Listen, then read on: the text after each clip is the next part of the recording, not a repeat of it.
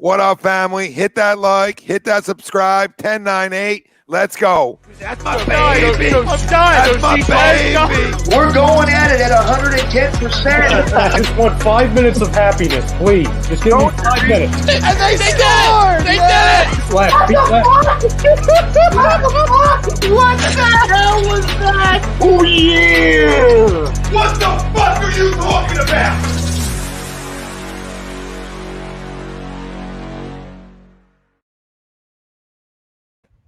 Folks, Bob Mannery here. You're listening to A2D Radio, real sports talk radio for the fans, by the fans, no agenda. These guys are the best in the business. Hashtag it. No notes.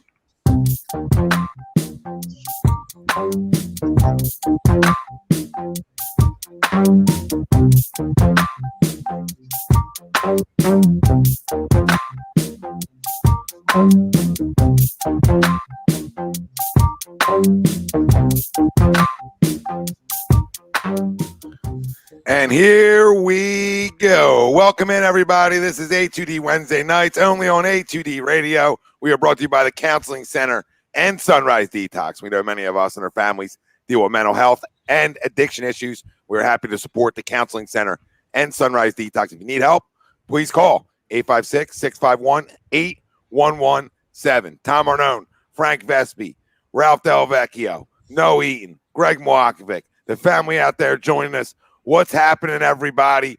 We got a lot to talk about tonight. We'll talk Eagles presser at the end of the show because there's some interesting things that you can take from it, right? I mean, there's a lot of things you can take from it. So we'll discuss. We'll discuss the rock, paper, scissors. We'll discuss the Jalen Hurts conversation because they don't want to. And people on social media are trying to make it out to be like it's okay. It's okay they didn't announce the starting quarterback in the National Football League. It's okay in the one sport in all sports that you need that announced. They're not willing to announce it, but that's okay. I digress. Keep drinking the Kool-Aid, honey, because that's what I call everybody out there that's okay with it. We'll talk about it later on the show. Phillies win. Must win. Really can't get swept. Should never have had 2 or 3 taken from you, but that's a story for another day because coconut oil and spitting out ice cream comes in and takes 2 out of 3, but thank goodness they didn't get swept. But our main topic at hand is going to be the Philadelphia 76ers and live reaction Sixers Suns tonight, so we'll be going through this game with you. Greg's got a little bit ahead of us, so if you see reactions a little early, that's why. I never am ahead of anybody. It's amazing. Like I never, not one time have I been ahead of somebody on here. Our poll question is brought to you by even Ralph tends to go ahead of everybody. Ralph usually is the guy who's ahead. It's the only thing he's ahead in life. So we'll give him what we can give him here on A2D. Our poll question brought to you by BodyCheckWellness.com. Use promo code A2D. Get yourself 20% off. That's BodyCheckWellness.com. Use promo code A2D. 20% off. They're the best. I love their products, low energy and endurance right here. Go check out all their stuff. You know where to find it. Right down there. Our poll question simple tonight. Just to get one in. Hit our quota here. The Sixers will rebound against the Suns. Agree or disagree? Let us know. Facebook, YouTube, Twitter, Twitch. That's where we're live. Everywhere you get your podcasts, we're there as well. Like, subscribe, follow, download, join the conversation tonight. Dario was just at the line. That hurts. That always hurts me. Dario still, to this day, it hurts me him not being here. I'm fine with all the rest that went. Dario, not so much. Sixers will rebound against the Suns. Well, they better because then you get 2 coming up against Milwaukee. I mean, you can't lose games at home if you want to be the 1 seed, right? I think we can all agree there. And this is tough because, again, you're without Ben, Tobias, and Seth, so you're losing production. But you got to figure out a way to win against a damn good Phoenix Suns team. So, who wants to step up tonight? And we'll go through all that as the game's going on. But I agree that they will rebound. And they should because they're just too good at home.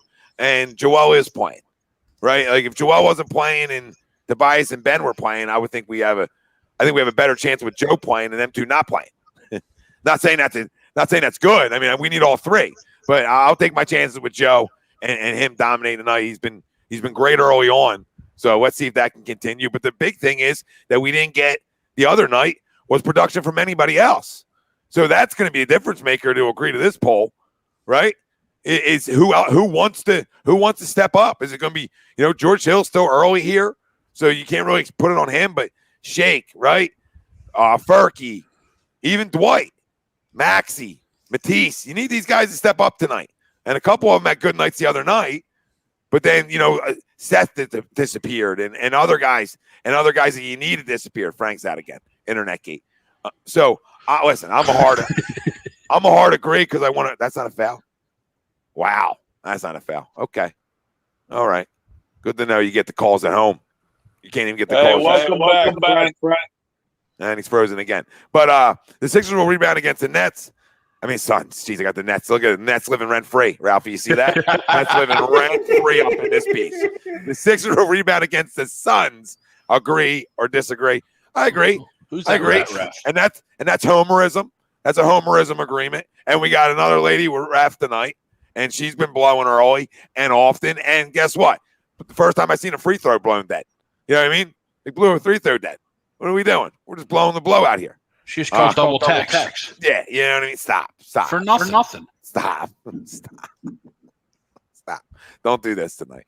You know what I mean? The last one we had was real blowhard. Ralphie remembers that one. Ralphie remembers that night. That was a long night of foul calling. She might have called 42 fouls that night. Just her, not including the other referees. She's trying to pimp out her OnlyFans. So she's trying to make sure you know who she is. Jeez, yeah. Well, some of these guys might be trying. Some of these guys might be trying to. But who are them guys? Guys too, Yeah. Depending on which way you guys want to go with the ball. But who are they? They didn't even say Mike Scott either. I mean, these guys got to step up. When these guys are going to miss games, you're watching other teams, guys step up. It's not like you're missing everybody. And Shake has not been good recently. And tonight, no different. Now, is Joel out tonight? I didn't get to see the starting five. No, Joel is playing. Oh, okay. But Shake again, guys. I mean, Shake 1 for 5. I mean, not good. Yeah. Shake's been downright terrible recently. And it's hurting his basketball team because he can't be. Can't be. So I agree. What do you guys say? Greg, you can go. Yeah, I want to agree. I need to agree for the Sixers. So I'll agree. I was going to go disagree there, but I'll agree. Tommy, you hit it right on the head. When you lose a game the other night, like to Golden State, you expect to go 1-1, right? Without Ben, without Seth or Tobias, right? With those two teams, you expect to go 1-1. When you lose the game against the inferior opponent in Golden State, granted Steph was unconscious, you need to now come back and get this one. And it's not going to be easy. Phoenix is a really good team in the West. They're a really good team overall. So you're absolutely right, though. They need guys to step up. Shake Milton, as we just said, has been downright putrid recently. He's almost like get to the back of the bench. Go to Tyrese Maxey's corner of the bench where Doc doesn't play you almost at this point, right? Because I liked what I saw from Maxey the other night what I just see from him right now. Yeah, go ahead. So no, I absolutely agree. And you need every single guy that plays to step up. Every single one of them. Absolutely, Greg. And I was just saying, you said it right there, 3 for 5 tonight from Tyrese, and he's giving you more production right now. Sure is. His speed's giving you more production, and his ability to finish at the rim. So, I don't know what happened to Shake, right? But he needs to find it. Guys go through it. I get it, but he's got to find it quick. Has to find it quick. Noah, what do you say? And we'll just circle the board from down there. I agree. I mean, look, Joel's in there. He's playing.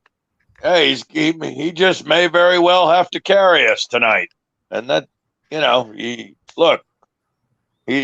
the league MVP or league MVP candidate for a reason. And, if he plays like it tonight, I see no reason why the Sixers can't pull out a W at home. Eagle Slayer, thanks, brother. Appreciate it. Yeah, appreciate it, brother. But to your point, though, Noah, because we saw what happened with Golden State, where Joel still got his, and that perimeter defense is just not the same without Ben Simmons, right? And now you have another guy, and Devin Booker, that can shoot the three very, very well. I haven't seen how many points he has so far, so I can't comment on how well he's doing. But you would figure that, oh shit, here we go again with another guy that as soon as he walks on the court, he has 30 underneath his belt.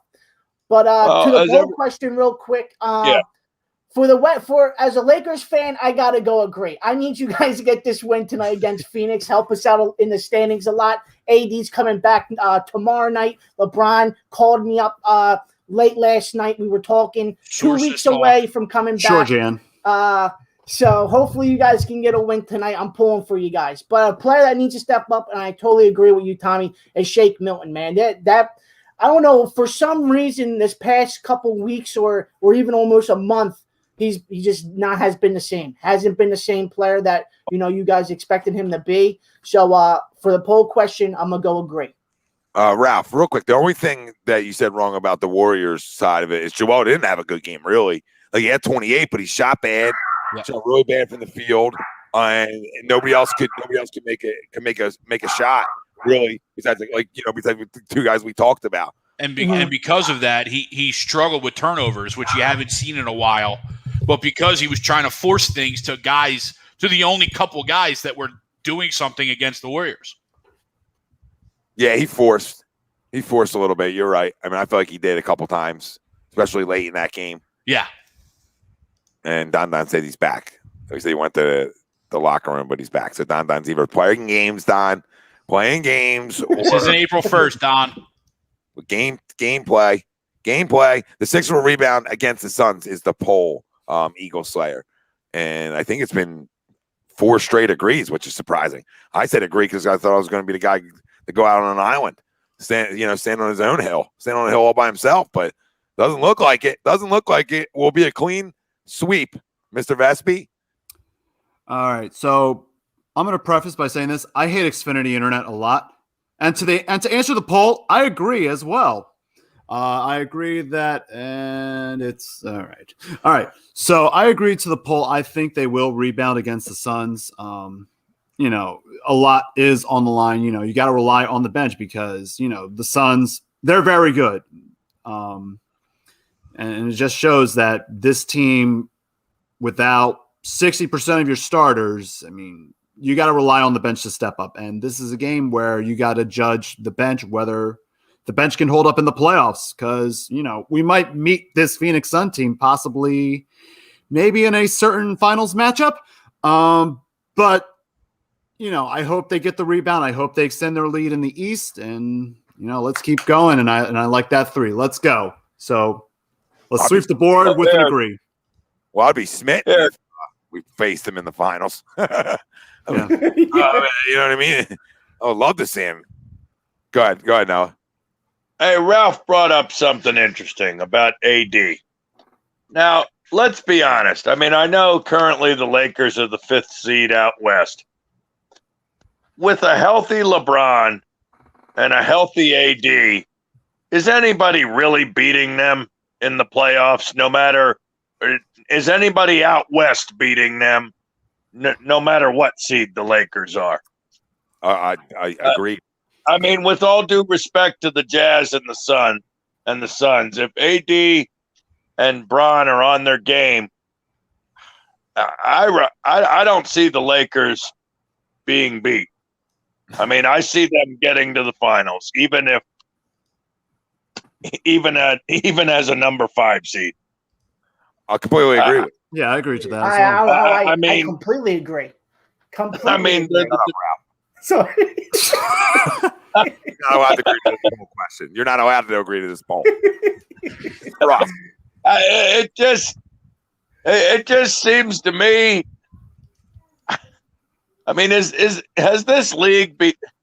And maybe every major sports league has become like this. Has it gotten to the point where the regular season is almost insignificant? Where you just have to play your way. You have to play your way to get in, and then at the end, the healthiest and most talented team is probably going to be there at the end when it's all said and done. Let's see how this year plays out with that first. Because, I mean, last year there was a team like the Clippers that were loaded, right? But they didn't play a lot together, and means they didn't play a lot together. They got bounced before they were supposed to. Yeah. So versus a team, a younger team, play a lot together. And the same thing could happen to the Nets out of the East, even though I know they're the number 2 seed right now. Who's to say they even make it past? Who's to say they even make it to, say, the Eastern Conference Final? Did she tee him? Yeah. No, somebody else teed him. Oh, wow, I missed it. Yeah, the only thing I'll say, the other thing about Ralphie about Booker was Booker's special and everything, but he's not. Yeah. He's not. Oh, no. I'm just saying another guy that can create his own shot and he's also money from the 3 too. Oh, yeah. So another guy, and without, like I was saying, without Ben, your perimeter defense, kind of goes downhill because there's really nobody behind Ben, in my opinion, that can cover the perimeter as well as he on the Sixers. I don't know if you guys feel differently about that, but I just see Ben as that guy. No, I don't see differently about that at all. No, because I mean, you could say Matisse, but then you lose the offensive game. Offense. You lose, yeah. And I'm not saying Ben's got a great offensive game himself, but it's what he creates for everybody else. Yep, agree. But Matisse is up there in defending, but he's limited so much on the offensive end. Joel is heated. Oh, yeah. He is so mad. He might drop 50. oh boy. The way this game's going, we need him. Yep. Yeah, I mean, listen, the Mikal Bridges thing makes everybody sick. and they traded his mom too. So they didn't just trade him. It was like a double. It was like a trade. Like they traded her right out of like the whatever job she had within the Sixers. Like, oh, you're gonna go do the same job in Phoenix. Yeah, that was probably when all that went down. I'm like, this is exciting. Yeah, like wait a minute. Let's go. She doesn't work for the team anymore either. No. Look how angry he is. He is so fired up. Yeah, he is. I love it. Now go eat. Now go chill him up. This is against his old buddy. His old buddy taking him to the shed. His old buddy taking him to the wood shed. Hate to see it. Love Dario, but hate to see it. A lot of agrees with the poll. Yeah. Tyler, elaborate. That's why they signed George Hill, though. Elaborate on, what I mean? Well, they traded for him, but elaborate on what you mean by that. Maybe he was referring to, and I hope he jumps back in. Maybe he was referring to the wing defense.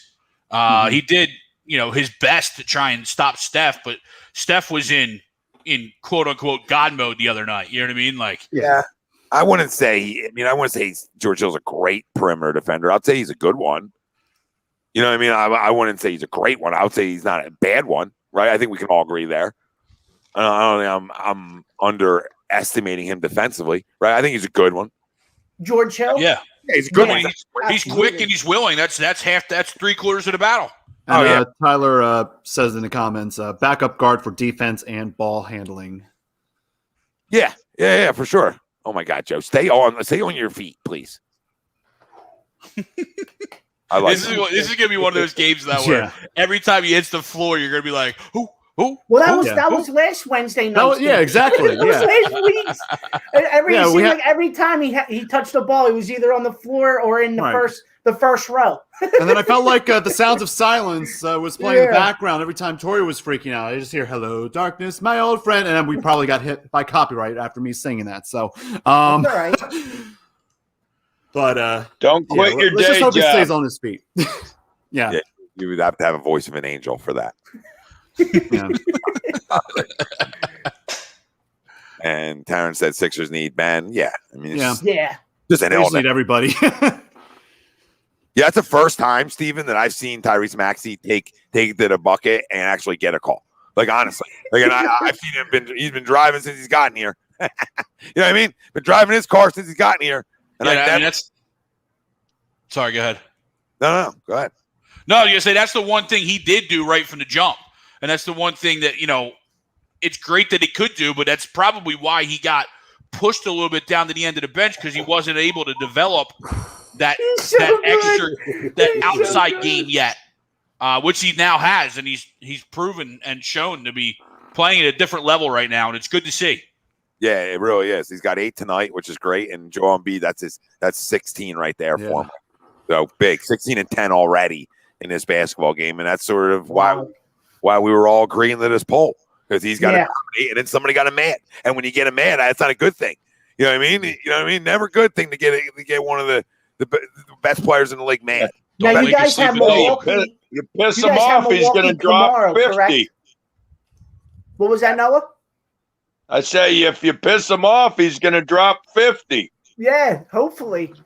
Let's see this now, Ralph. To answer your question, they do face Milwaukee tomorrow and on Saturday. Now, is it Milwaukee here in Philly first, or is it Milwaukee, or is it in Milwaukee first? At Milwaukee first, so they'll be traveling up to wherever they play now, and then they'll be back at Saturday, it's a back-to-back homestand. Never mind. Against Milwaukee, I think. Oh, okay. And then they'll be back on Monday against Oklahoma City, and then another homestand, a back-to-back against Atlanta, both at home. Yeah, they just need to win this game tonight, figure out a way to win one, and then just split with Milwaukee, and they're fine. Split next one, yeah. And let me check in on the Nets up 8 against Toronto, 2:20, 1 left in the second quarter. So a lot of time left in that game. A lot of time left in that one. And Harden's probably out till the playoffs. Hate to see it. Yeah, another setback he has. KD got hurt again. Yeah, which he depending whole on the team severity. is a setback. Yeah, it's not a lie. I'm still banking on my early exit. I'll be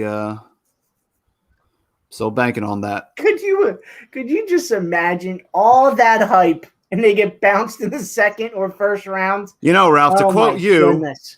As the cool kids would say, you just hate to see it. Yeah. Tower Reeves says, I don't think Shake is a point guard. I don't trust his dribbling ability late in games and the postseason. I would prefer Maxey, honestly, but I think Shake needs to play more off the ball. And I think, Tower, that's what they brought George Hill in to do, really, was to run more of that backup point and get him off the ball. Because everything he said's right. I mean, I don't think he's a true point guard. I don't think he's quick enough to be a true point guard. Right? You know what I mean? Like, I just don't – that explosiveness is not there. He's got to be crafty and everything else. Doesn't mean he never can be. You know, but right now he just turns the ball over too much late in games. And I think he's better – he's a better spot-up shooter than he is, you know, off the dribble. So I think that's important, too, on why they'd rather have him. Guess somebody walked. Sorry. No, it's fine. Where was the walk? Oh, there. Oh, okay. There it is. Wow. There's the walk. There she goes. Look at her. She's back. It took like 75 steps. Ooh. Ethan, he wants the Lakers. He hates the Sixers. Don't let him anything on here fool you. You know, he might have some agrees to a couple polls recently, but you know, don't let any of that assume. Don't let that get in your head. And an easy bucket for Mikal Bridges. And Todd says, newsflash, Shake not that good. No, I've been saying this, you know, there's people thinking he's like 6 man a year type guy. He's not. You know what I mean? Not yeah, if you know that to me, he's got a long way to go for that. And that comes down to being consistent. Like if you want to be in them types of conversations, that's about consistency. You know what I mean? Wow, that's a deep three. I like to see you take it though. But that down to being a consistent basketball player. You know, he's gone through too many like droughts, right? And for that, that's you could say it's part of being young, right? Whatever you want to call it, but that doesn't put you in any of those types of conversations. You know what I mean? Simple as that. Yeah, we all hoped heading into the year that you'd see that growth with a new system, a new offense. You'd hope you see the growth from Shake, and we just haven't. And yeah, you're right. Part of that is he is limited at what he can and can't do. He is. Like he's good mid-range. His mid-range game's good off the dribble, but his 3 games not good off the dribble. So it hurts him in pick and rolls as a point guard. Okay, you know, to be able to come up and spot up and shoot that 3. So that hurts him. And then like the quickness. Like you don't have to be the quickest guy in America, but you either got to have great handles, right? Or you got to be quick. Yeah. You need at least one of the two here. Can't have none. Can't have none to be a point guard.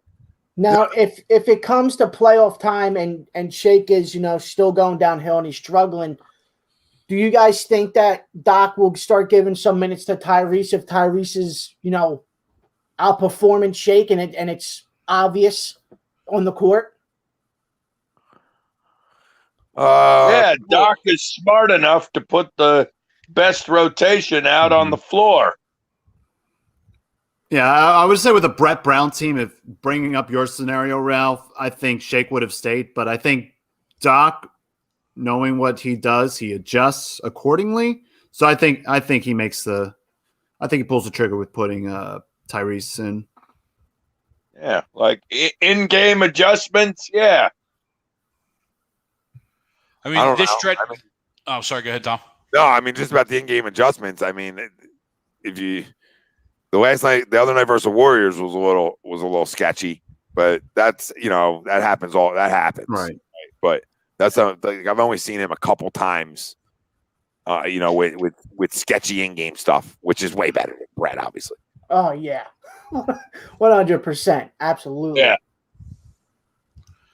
No, and I'll follow up with that and that's what you're seeing. Jesus, Shake. That's what you're seeing right now with this stretch, right? Without Tobias, without Ben, Maxi's getting more of a run, and he's shown that he's taken the next step at least so far. Yeah, he has, and it's in small sample size too. Yeah. But what up, Nate? Fellas, man. Cheers. Nate, what up, my brother? Cheers. But that's why they took him too, Greg, and that's why a lot. That's why a lot of us. What's up, Noah? That's why a lot of us enjoyed that. Right. Yeah, absolutely. Hey, let's keep cutting time off. Let's go. Yeah, you can try. I can start booting you all out, and then so let's just back in. I'll put you guys in like timeouts. Ben's probably in timeout right now too. That's probably what the illness is. Probably timeout. You don't want to shoot. Timeouts. Yeah, right. Yeah, that's why we drafted him, guys, because of that explosiveness and if you want to run the point, you either got to be overpower people there, or you got to just outclass people with speed, right? And you see a lot of guys. A guy I really like in Sacramento is the same way like that, where he's hard to guard. The Aaron Fox, hard to guard because of his speed. And there's a lot of guys around there that are point guards like that. So he needs time. He needs more time to develop. But you've seen him get better as the season's going on, right? So that shows he's working. That shows he's understanding the game, right? It's slowing down for him a little bit as a young player too. So it's good signs, definitely good signs moving forward, because you would love for that pick to be a hit. It looks like Matisse is a good pick from the year before, right? So I know these picks are in the 20s, but shit, if you can get 20s that are contributors on your basketball team that can go around your stars, then you're gonna have success for a long time, right? And you see that around the NBA on teams that do that. Spurs, right? The teams that have been successful for long periods of time around stars. Yeah, their recruiting department out in San Antonio is amazing. Oh, they do the best job. Hands down, they do the best job in the NBA for sure. They haven't in a minute, but that doesn't take away from 20 years. They lost a lot, right? You know what I mean? You're from 20 years of success, right? They 20 years of success. You're allowed to go south for a minute. Right. And all those guys are homegrown, like Tony, Mano, Tim Duncan, like they're all homegrown draft. You know what I mean? Yeah. So that's it. 3 Hall of Famers. Yeah, 23 straight years of playoff appearances. I think you're okay to have some, 2 years of down years. Yeah. Kawhi Leonard's another one. Yeah. Right. Kawhi. Yeah, definitely. Yeah. Probably gonna be Hall of Famer. So. Oh yeah. Imagine if he stayed, right? Like, imagine if he stayed over there. They would still be. They wouldn't be. It'd still be relevant, though. You're right. Yeah, I'm about to say they'd be relevant, right? They would be still, playoff relevant at least. Still be a 4 or 5, likely. Correct me if I'm wrong. Correct me if I'm wrong. Wasn't Kawhi, when he in his early days in San Antonio, Wasn't he more of a role player, and then he just developed into a superstar over time? Yep. Yeah, he was a defensive player, man. I remember LeBron used to hate it when he came in because he would shackle Bron down. Like there's clips out there, of memes when Kawhi would come in and you would see Bron just like fuck, like shit. he didn't like it because he knew how good he was. He just knew how good he was. You know what I mean at the time, and this is like his rookie, in his first 2 years or so. So that's why I got named the Claw. Yeah, because he would just palm you up. He just palmsies. Listen, so he was Noah. He was like more of a role player, and then he just because he couldn't shoot. No, he couldn't. He came out of San Diego State and couldn't shoot, so you had to do something as a number 19 overall pick. Yeah, I was about to say he was imagine that he worked on his game. Don't do this. No, don't do this. The guy's not even playing tonight. Let's not. Let's out of it. He's got an illness. All right, got a little stomach virus. Oh, you're talking about Ben? Yeah, he got a little stomach virus. He better be playing tomorrow night. Hey, I just want to. I hope so. That damn lager bug. I just want everybody to remember and everybody to know that the bet is still on, Tom. The bet is still on. Ben sucks. Which bet? I got a lot of bets out there. I know. We got a lot of bets. I forgot what bet. But it's still on. It's definitely good. It's not good, but it's still fucking on. For sure. Oh, wait. If Kawhi could learn to shoot, why not Ben? Deal. Shake on it again. Right. Oh, man. Another tough night for Shake. Connor. Chrome. Yep. Absolutely. Yep. Todd, I don't know what it is. Like, I'm not going to call him a bitch. Like, I don't know if he's really sick. I don't know what the deal is. Hopefully he plays tomorrow night. Well, see, Gesundheit. Oh, here we go. But why? Why? Thank you.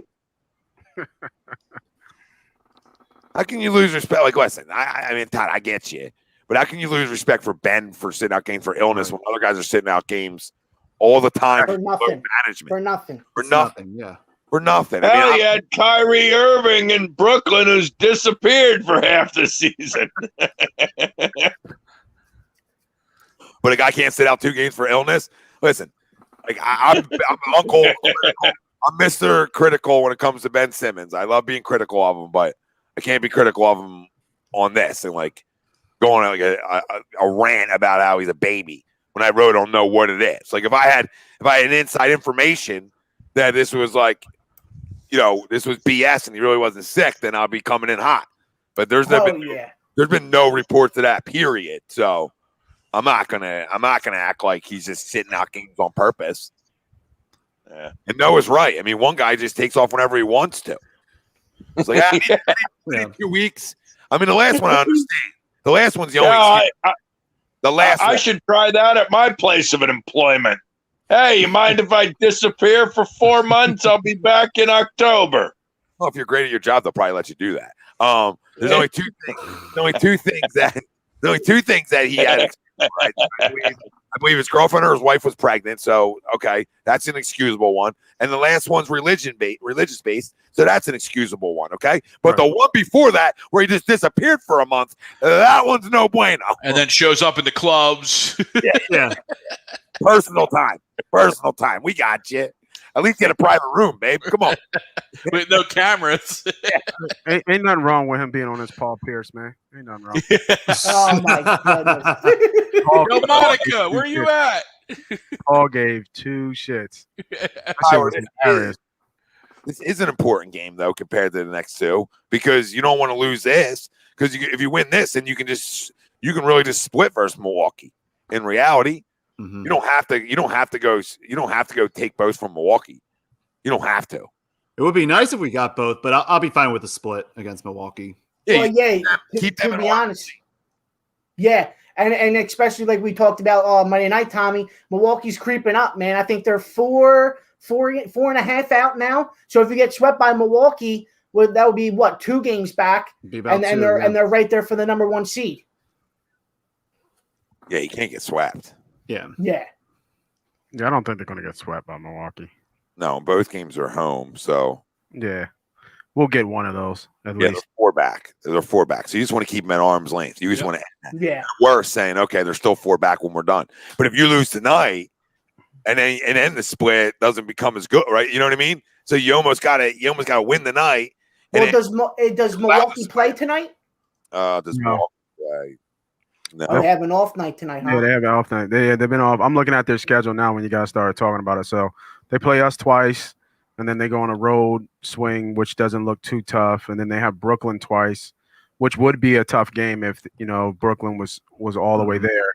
And then after that, but all five of their starters might sit out. Well, so I mean, they could run at it if we falter. Yeah, but I'm trying to look at our schedule now. I don't think we're gonna falter here down the stretch. I mean, we have Milwaukee twice. Yeah, like we have Milwaukee twice. We have Atlanta, OKC, Chicago, Houston, New Orleans, Detroit. I mean, Miami could be tough, and then Orlando twice at the end. Like we don't like the rest of our schedule is not. I think the 2 games back to back to Milwaukee would be the tough games. Yeah, and speaking of the Nets, talking about them, they're up 2 at halftime versus Toronto. So Toronto made that into a basketball game since we've been live. We As first they usually do, right? First they were down 12. And Markey's spot on. I mean, Ben and Tobias has been the most available starters for us. That's factual. Yeah. Absolute facts. Guys, family out there, pound that like, hit that subscribe. Let's go in here. Let's go. We haven't been getting over the 100 likes because I haven't been telling you to do it, and I got to start telling you to do it again, or we're going to lose another basketball game. So hit the goddamn like button and subscribe. All right? Come on. Right. And Todd, yes, Todd. It's a little concerning now because it continues to go on, but, talk to me in another week if he's still not playing. Mm-hmm. Right, you know what I mean? Give me another week, and if he's still not playing yet, then I got questions. I'm like, hey, I'm playing in class. What? Let's go one for you. Is he okay? Is he okay? Because now I'm getting worried. But right now, I'm not to the worried point. Right now, I'm to hey, just get him right. Whatever it is, it doesn't look like nobody's mentioned anything about being serious to us. And if it was, that stuff gets leaked. There's no way he's got he's sitting there with a torn ACL and nobody's telling us anything. You know what I mean? Right. So it's not serious, but how, what is it? So we know if it's going to come back and linger. So give me another week, and then I'll be right on that. I'll be yelling and screaming about that.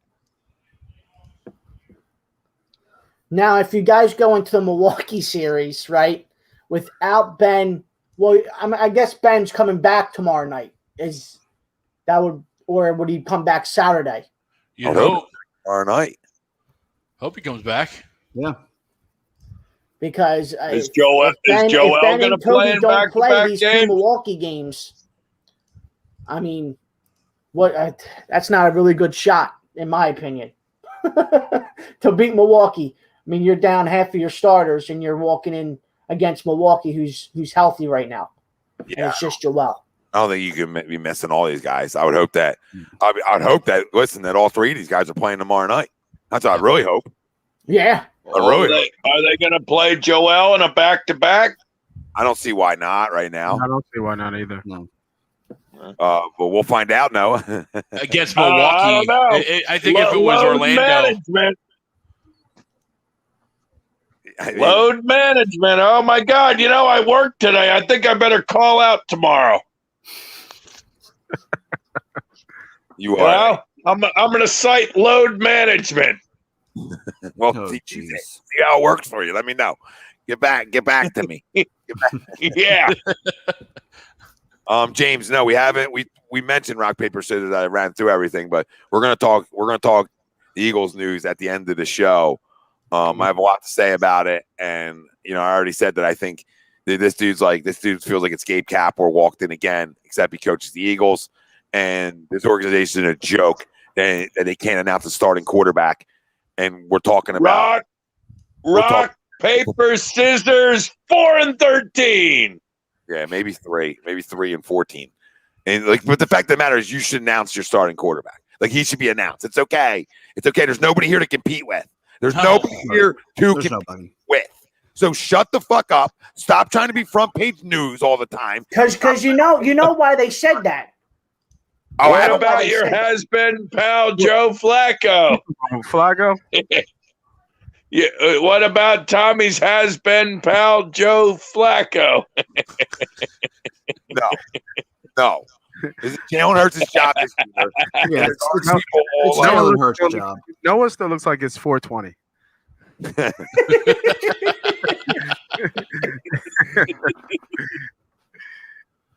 Light it up. I hear that. Light that shit up. I hear that. Hey man, when I got the mic, man, shout out to John, man, for every time I come on, man, he's posting something about Money Power Podcast on Friday nights here on A2D Radio, man. You must have won some money. You know what I mean? You must have won some money over the weekend. That's the whole, you know what I mean? We got that money out here, man. So if y'all out there, man, make sure y'all follow us, like, subscribe on A2D Radio. We are also on Money Power Podcast, man. And Friday nights, man, 10:30 on the late night. Giving money on weekend. Big UFC this weekend. Huge. Like Paul Pierce. Huge giving out money. UFC. Huge Monica, why aren't you here, Monica? You be making money, girl. Hey, he's like Paul Pierce giving out money on Friday nights. Got to, man. We got to give back to the people, man. Always. It's one of the funniest things I've ever seen. Monica, where are you at? Yeah, that Paul Pierce video was classic. Gold. It was gold. You be making money. I'm like, this is great. It's gold. Worked for ESPN. You got strippers, blunts. Oh my God, ESPN execs are rolling over. They're flipping out. You know what I mean? You guys are flipping tables in their house. Mickey Mouse is freaking out. The Disney execs are freaking out. Like, oh goodness. Yeah, they were probably partying with them in the back room. Probably. Instead of waiting to the end, we are at halftime here of the Sixers Suns. So, and we're tied up at 54. So before we get back in the live reactions, we can talk this Eagles stuff right now if you guys want to. Yeah, I'm down. Let's do it. Because rock, paper, what I scissors, witnessed today. Because what I witnessed today. Jeez. But we all know why. We all know why they didn't name Jalen Hurts the quarterback. Because they don't want to go into the draft as Jalen Hurts as the starter and then take somebody at 12. Why would you do that? Or trade up, or trade back up to 8. Or trade up to 8 and select somebody. So let's not name Jalen Hurts the starter, right? And then trade up to 8 and we take Mac Jones or we take a Trey Lance or Justin Fields. And then they have backup, or they can just sit there and say, well, remember that press conference? We didn't really name Jalen Hurts the starter. It's an open competition. I think it's all smoke. I know Jalen Hurts is going to be the starter going into this thing. I'd be very disappointed if we draft a quarterback within the first 3 rounds. If we do draft a quarterback, I just hope for the love of God, Yahweh, Muhammad, Xenu, Buddha, Confucius that it's going to be a late round quarterback. Confucius. Confucianism. That's in high school. Jeez. Yeah. I'm dropping all the religions. Right. I mean, Nate, if we do draft a quarterback, I would say we would probably take somebody in the 5th, 6th, 7th round. I mean, we have draft capital, and I'm looking at the draft boards. I don't think there's anything valuable after Kellen Mond going into the draft. So anybody in the 5th, 6th, 7th, I'd be fine with the competition. I know it's going to be Jalen Hurts' job, and that's my take on the press conference. And that's fine, but you can't, as an organization, when you drafted the guy last year in the 2nd round and you traded your franchise quarterback and took a $32 million dead cap hit, you can't straight face not come up in your presser and not announce him. I don't care if you just met the fucking guy. I don't care. Everybody told me he doesn't leave the facility. That's what they're all telling me. So, Nick, that's your only second day meeting him? It's only your second time meeting him, Nick? Okay? Yeah. You told me how much you love watching film, Nick. So you haven't watched enough film on him, Nicholas? Okay, and I know this isn't Nick's obviously decision. It comes from that loser Jeffrey Lurie, who loves quarterback controversy. But you got to be committal. You have to commit. You have to say, "Hey, yes, Jalen Hurts is our guy," even if you are taking another quarterback. All right, because that's what smart organizations are going to do. They're going to bait you into thinking they're not taking one, not the opposite way around. So, listen, at minimum, Jalen Hurts hasn't earned the right to be named a starting quarterback. like in other places, right? But here he does, and you know I'm not a big Jalen Hurts guy, but here he does for this year. He absolutely for freaking this year, does. absolutely. Anybody out there that's okay with this and okay with them not committing to the guy, I think y'all need to check your heads. I think you absolutely need to check your heads because I'm done with these two guys. I'm done. You can love Nick Sirianni all you want, and you can rock, paper, scissors me and tell me how guys are competitive fucking junkies on Zoom meetings. Grow up.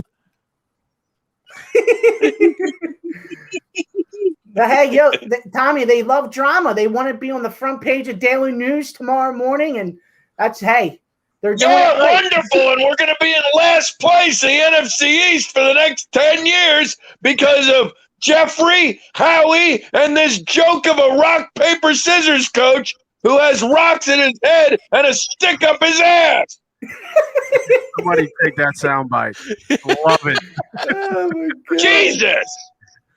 I love it. You're so right. You're so right. This is a joke. This is kindergarten. Play rock, paper, scissors. See the competitive junkies are. This is grown man football. It's a national football league. You're talking about rock, paper, scissors. We're talking about rock, paper, scissors. Is this real life? I want to see who can catch the ball, throw the ball, block somebody, and hit the shit out of somebody. And I want the best 53 guys that can do that. Yeah. Where's your wife and kids, Noah? Did they just? You're in a soundproof room? No. Here, you want to know where Lily is? Right on the other recliner. Oh, man. Say hi. Hi, Lily. Say hi. Oh, it's amazing. That's amazing. Oh, That's man. amazing. I love it. That's a real fan right there. That's all passion, man. I love it, Noah. Love it. Love it. Doesn't matter who the hell's around you. See? They're going to hear you. She knows how to entertain herself. She can think for herself. You know what? Maybe she should be coaching the Eagles. Absolutely. Can she play rock, paper, scissors? Probably. Probably better than Nick Sirianni. And she's going to trash talk him, too. And fur can't start, by the way. Fur can't. Yep. That's fun. That is. Foul, Oh.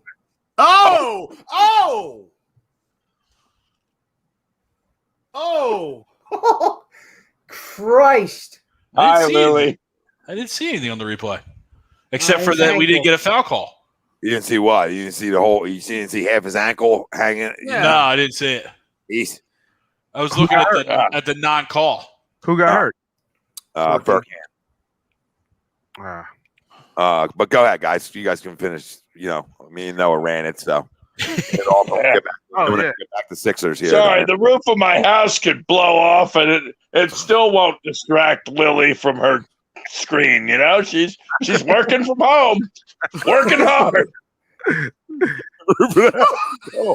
Yeah, I didn't see the Sirianni clip, so I'm just going off with you guys. But I saw some of the news snippets that they won't decline, and I just shook my head. Here we go with the bullshit. I mean, here we go again and again. You know what I mean? Like, I agree. I'm on the fence because I don't. There's no competition, right? We don't look at Foles as competition, but on the same side of it, what has Hurts done to earn this spot as the starting quarterback? Nothing. It's what they did.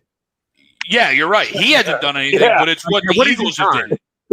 They traded their franchise QB, and for some reason, Howie became Sam Hinkie all of a sudden and likes to acquire assets. That's it. We got 3 first-round picks next year. Yay! Well, if we're a 3-win team, we're going to need them. And Greg kicked out. Yeah, the problem is they're going to draft, Frank Vespi, Noah Eaton, and Ralph Del Vecchio. And Mel Kiper will be looking through his notes for 10 years wondering who the fuck they are. That's the reason, Nate. It's not because he hasn't earned nothing, but be careful. They set themselves up where they don't have a choice. No, they don't. So that's why it's like, whoa. Like any other year, it'd be like, okay, yeah, man, compete. I love compete. I love competition. I love that. But you can't do that. First off, in the National Football League at the quarterback position, if you don't know who your guy is and you can't commit to that guy, you're in trouble anyway. You're in big time trouble. So you can't commit to the guy you just selected because of what? Competition? Competition for what? You were talking about competition about the wideouts, O-linemen, right? Linebackers, safeties, corners, all around the fucking board. Talk to me about competition. And I'll say, yeah, you're 100% right. Mm-hmm. Do not talk to me about competition at the quarterback position at the National Football League. Because if you have it, you stink. Okay, let's be honest. If you have it, you stink. You either have a star and a franchise guy, or you stink. Great point, everybody. Especially Noah and the boys, because if you think about it, they created this, right? Like you just said, they created this. You almost de facto name Hurts the starter when you traded Wentz. Like, what are we doing? Mm-hmm. You know what I mean? What are we doing? Like you said, rock, paper, scissors all day. We're just guessing at this point. You know what I mean? Yeah. Here we go. That's what they're gonna do. That's what they're gonna do on draft night. They're gonna do that on draft night. So does he like grade that out? Like, as guys are like winning and cheering or losing and getting mad, does he have like a grade sheet analytics for that? Like, look at his anger. Look at his anger. He's so angry he lost. That's a guy that I want on my roster. Right? He just threw the computer. We can't talk anymore. We can't talk because he just threw his phone. But that's the guy I like. What y'all think about the report about they said that Howie and Lori treated Doug like a baby? I don't know if y'all got into that earlier. I said that for a good amount of time here. That's what happened. They wouldn't give him a seat at the table, and that's why he got worn out. Didn't want to be here. And Doug finally had enough. Yeah. Doug's had enough. They've been trying to fire him. They tried to fire him. They were going to fire him in 2017 if they didn't get off to a good start. They wanted him and Jim Schwartz gone. I'm telling you, because they didn't like alpha dogs in the room. They didn't like alphas in the room. And them two are alphas. And they didn't enjoy it. They didn't enjoy the bravado. They want control. So good. Here's your control, and we're going to stink for the next 10 years. You think Schwartz would have took the job if they got rid of Doug? Because that was the rumor, right? Who would have took it? Schwartz. You think Jim? This is what I don't get. Why didn't Jeffrey Lurie learn from Jerry Jones's mistakes? Jerry Jones's meddling over the last 25 years, finally caught up to him. How many playoff games have the Cowboys won since 1995? None. I couldn't. I don't know. One, maybe two. I don't even know how many.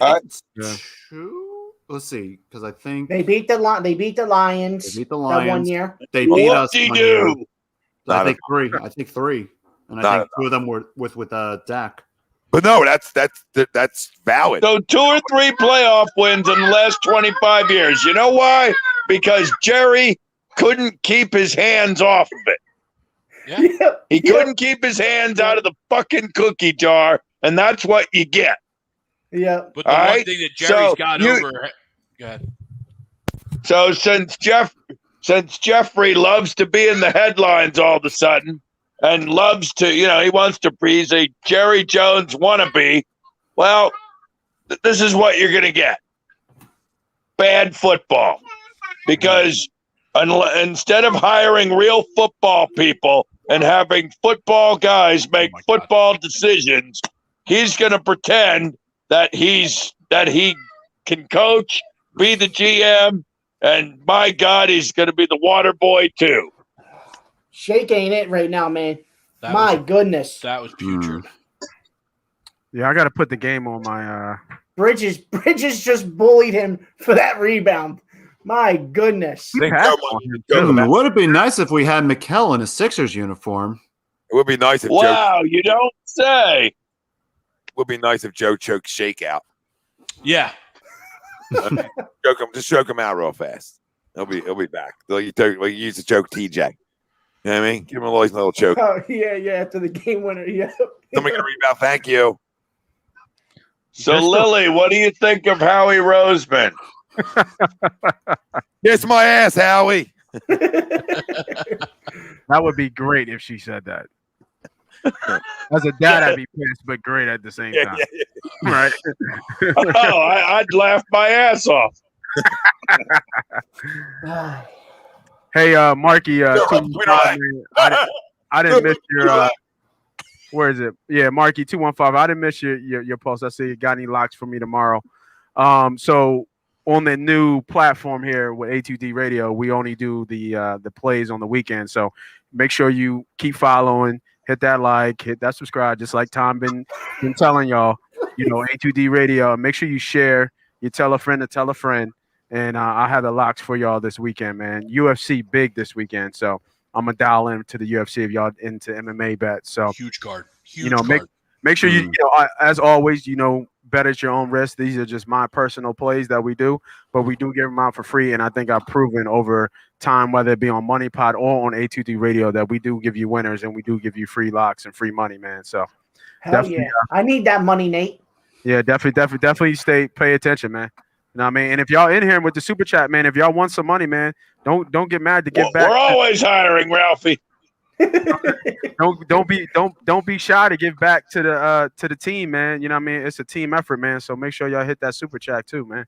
Don't shake Shake's hand as he goes to the bench. Got a technical on Danny Green. Yeah, Danny got a tech for some reason. Yeah, he got a tech, and then we are in the scoreboard watching. The Toronto is up 15 against the Brooklyn Nets right now, 87-72. Up 15. Yeah. Wow. Played it quickly. Wow. Yeah. Yep. Yo, it's in Toronto, man. Toronto's always winning in Toronto. No, it's in Tampa. It's in Tampa, Nate. It's in Tampa. Right, they moved in Tampa. Right? Yeah. They live there. Don't worry. Oh my The God, Canadian Mike. Prime Minister Trudeau, he'll open the border in about another 10 years. It's amazing that you know the Prime Minister of Canada is. Because not sure enough. Good night, Canada. What's that call? Sixers down 4. Terrible call. Kayvon, thanks for the super chat, brother. Oh my God. Thank you. Kayvon, thanks, brother. But that's a Yeah, good play. dropping some facts, too. That's a good play, by the way. Yeah, that's a good play. Joel's got 22. Danny Green next highest scorer with 14. And over in their neck of the woods, Chris Paul's got 18. Here, go ahead, Cece. Go piss off the neighbors. How's George Hill looking at? You know, what I mean, I know he's just getting acclimated, but 1 for 2. He's got 3. He's got 3 points. So hit a 3. yeah. Mikal Bridges got 14. For anybody keeping track at home. And Devin Booker's only got 9 right now. I know we talked about him earlier on in the show. So,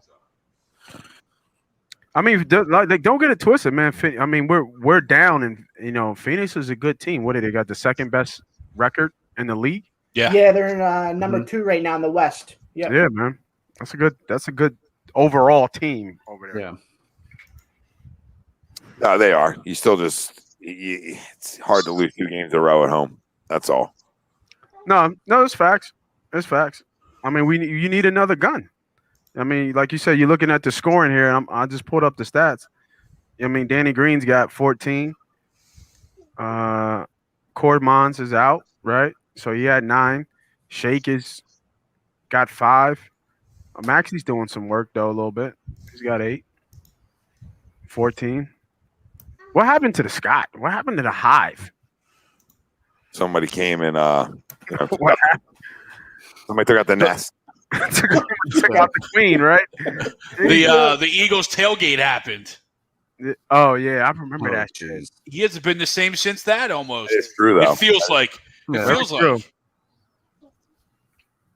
Very true. Very true. I mean, what they need is Hill. They need Hill to kind of step up, but he's still finding his way. It takes time. Yeah, exactly. It takes time. He's a hack too. He's got 3 fouls too. Well, I think everyone's going to have 7 fouls at the end of this game. The way these refs are calling. Yeah, the way they're dialed in, Greg. It's insane. Uh, I really wish Embiid would win the MVP because I got money on him, but he's not. well, he's eligible as long as he doesn't miss. He can miss 3 more games, I believe, and that's it. I mean, I don't know. After that game that Jokic just had, what he had 47, like 13 and 8. Like, that's just like, ugh. Yeah, you got to hope that the Nuggets just start to falter without Murray, right? Because it'd be tough for them to give an MVP to a guy as a 7 seed. Yeah, it's going to be tough, man. He's putting up major numbers, so it's going to be tough to overcome. I just wanted to be a guy in a Sixers uniform. Give us that buzz. Oh, for sure. Damn, he's got 9 offensive rebounds in Embiid. Jesus. Well, here, would you rather have the MVP trophy or the Larry O'Brien trophy? Oh, you already know the answer to that. Shoot the ball. You already know the answer to that. Right. And the funny thing is, the window's open for them, right? Yeah. Yep. The window is really open for them. Like, who like I think we talked about this maybe a week or two ago. Like, who are we scared of in the East right now? Like, I think we talked about Nobody. Miami, but Miami's kind of faltered down here late, right? You know, Milwaukee's lost a lot the last 2. They don't look like the same, deep Milwaukee team that you're scared of. And same thing with Boston too. Like Boston's just no longer a factor, when it comes to the Sixers. I hope so because the outs before this year, right? They were tough. They were a tough out. But this year, we swept them. You know what I mean? If I'm not mistaken. So if you think about it, if Brooklyn doesn't come back full strength, if they're still hobbled, because I know Harden just had a setback where he's going to be back to, he might miss the first. More likely, he'll miss the first round. KD might be back. You know what I mean? So if you think about that, I don't know what those odds are. I'll look them up real quick, but they could have a almost a clear shot to the finals. Yeah, and the Celtics, the only reason they potentially scare me is just the PTSD effect, right? Just the last 2 years taking us out, But you're right; they're not the same team that they have been. The only thing I'll say about them is they're like the Nets light, right? So you just hope you don't run into them in a series. Oh no! Sorry. You just hope you don't run into the series with them guys being hot. That's all. Wow. Okay. They called that a foul? Wow. Get mad, Tease. What's the point of playing defense? Oh my God. Oh, you didn't know that? You're not allowed to play defense in the NBA anymore. That is all ball. That's all ball. All wow. Oh, you haven't been able to play defense in the last 25 years in the NBA. Hey, it gives the people working up in Secaucus something to do with these terrible calls. That's bad. That's a terrible call. Oh, they love blowing the whistle. I would love to see what Matisse can do if he had full starter minutes, because we see what it is, right, when he's out there for the short period of time. So, do you jeopardize him being on the field longer, or do you maximize his talents with the limited number? If he could hit shots on the offensive shot in the half court.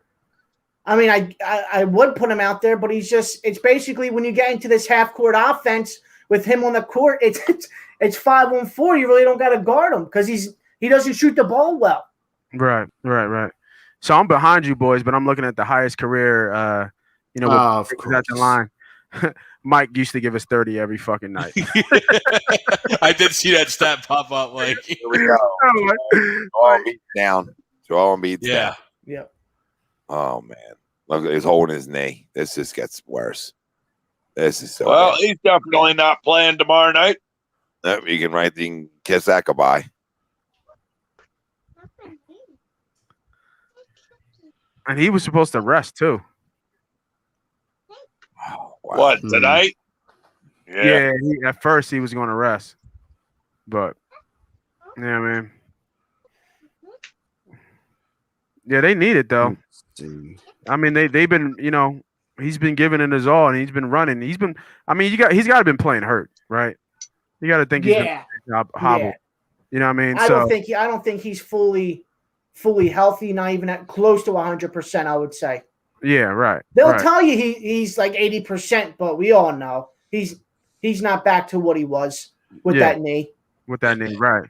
And back to your point a second ago, Nate, about Matisse, right? I mean, you hear Ben talk about him, that he'd be in the defensive player of the year conversation if he got 40 minutes a night or even 25 minutes a night.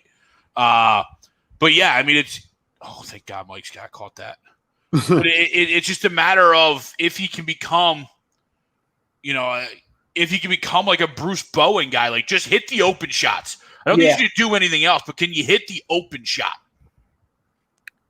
Yeah, what is this, his second year? Yeah. Correct. Third? Second. I feel like it's his second, yeah. So he's got time, right? No, he does. He's got time. I think Bowen didn't come into his own to 4 or 5 years. You know what I mean? Where he kind of came a household name. Yeah, he could always play defense, but it wasn't until 4 or 5 years that he could really, give you a good shot. Yeah, Nate, and he's more willing now to at least shoot the open shot. Like last year, you wouldn't do it, and that's fine. But at least now he's like willing to do it. And honestly, when he gets his shoulder squared, he's not terrible at it. But a lot of times he's just not squared up, and he's just not confident fully in it yet.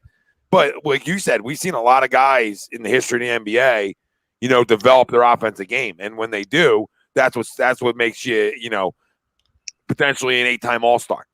You know what I mean? Like if he averages 18 a night the way he plays defense, not saying he ever will, but if he ever got to that ability offensively, where he's 16, 18 a night, he's probably a 5-time All-Star.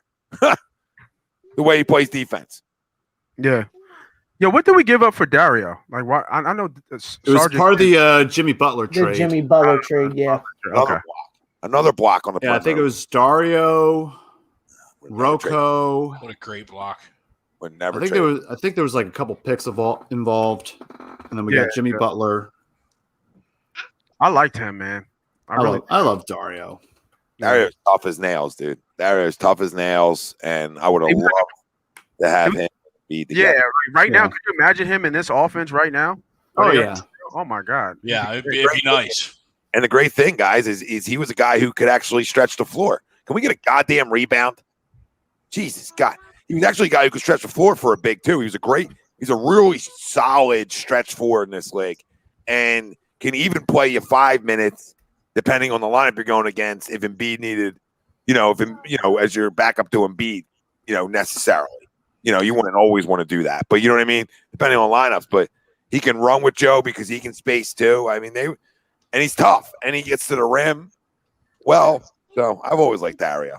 Yeah, I'm gonna tell you what. Looking at this team, because I'm behind you guys in terms of the footage, but just looking at this team, even without the scores, man, they can smother you defensively. Jesus. Who, Sixers? Yeah, man. They can. Yeah, they'll get up in your grill. Yeah, they can. Like, they got the length. They got guards who can move and switch and got some speed to them. They got a solid rebounder and Dwight inside. You know what I mean? Like they could. They might not be able to score. They might struggle to score without their stars, but man, they defensively they can get after you. All about a 1-2 there, right, Nate? And I think that's where like Danny coming in, and this coaching staff, really puts an emphasis on playing D, right? And I think that translates to guys when Ben and Danny and Matisse play D. I think a lot of other guys, it starts rubbing off where a lot of other guys are going to play D. It's almost like that, it's almost like that, contagious effect in a way. Georgie, yes, and the call. Okay. All right. Bill's going to go to the line. Sixers down 1.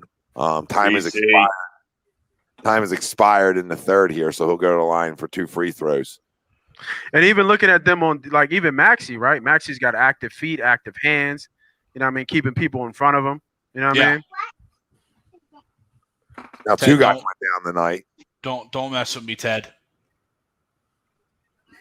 2 guys went down tonight. Furkan, is out. That's a given with that ankle. And then, oh God, Looks like he banged his knee. He banged his knee. Yeah, Frank's right. I mean, he banged his knee. Yeah. You talking about Embiid? Yeah. Oh, okay, you guys are standing before I am. Hey, don't hit CC. Shut up, Greg. Dwight, get her number after the game, bro. No, man, don't hate the player. No, you said get it after the game.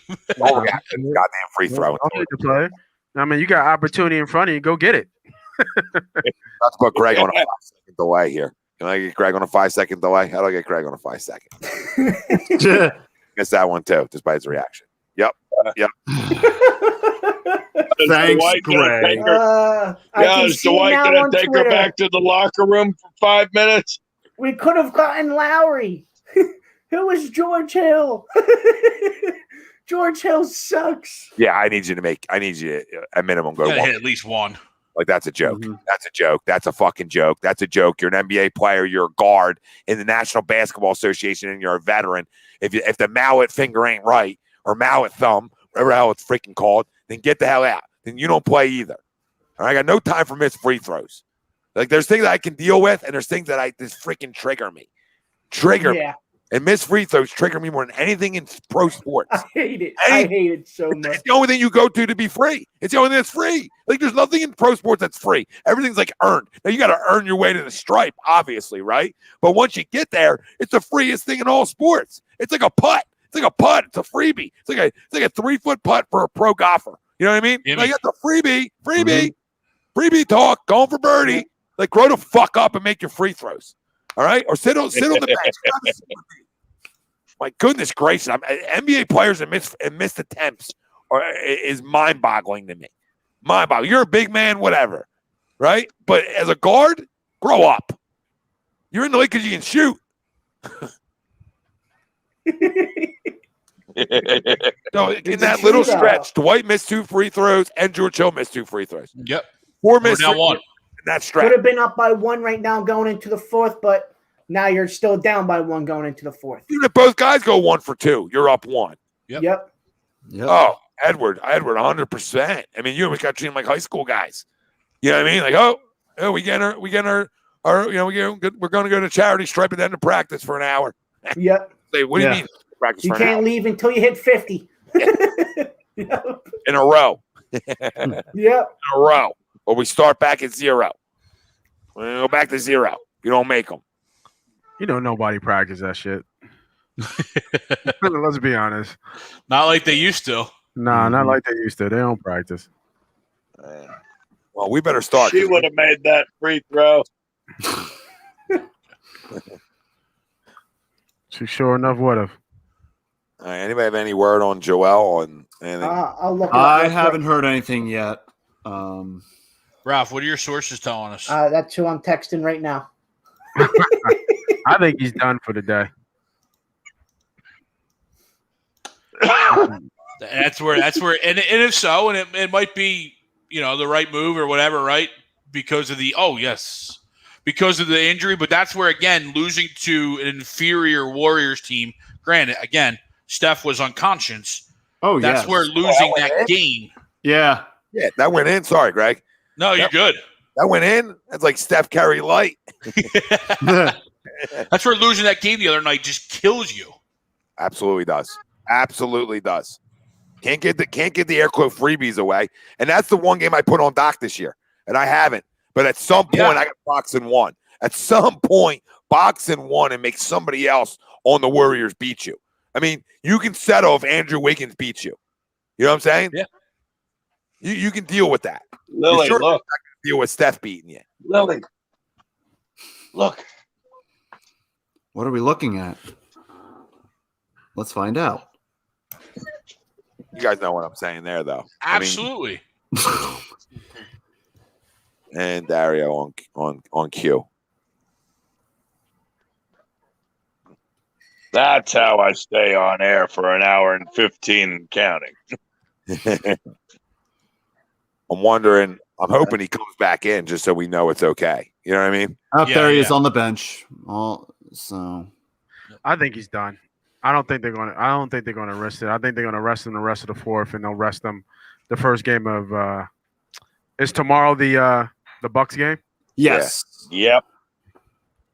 I still think he plays with. I think he comes back in this game with 5 minutes left if it's close. Yeah, that's true. They'll play. Yeah, because essentially, I need Joel more for tomorrow night than I do tonight. I don't disagree. I need them both. That's all. I'm being selfish. All right. I don't want to win it all. Yeah, George, I boy, George A. Need that one. Need that one. Makes up for your 2 missed free throws. No, it doesn't. Huh? You fucker. Not though. You got to go off for like 50 to make up for free throws to me. You know what I mean? You got to go for like a 50 burger quarter to make up for missed free throws. Teddy I think that's 4 fouls on George now. But he is back. He is back on the bench, but he is not in. Is number 4? Is that the kid from West Virginia? What's Javon Carter? Yes. Oh shit! Yeah. Okay. Hey, Javon. Stink. He just looks like a Bob Huggins type of guy. He's made that. Paul just drained a 3. Oh, boss. I'm gonna tell you what. Hill looks weird in that jersey, man. Yeah, he does. He looks weird in that six. Hey.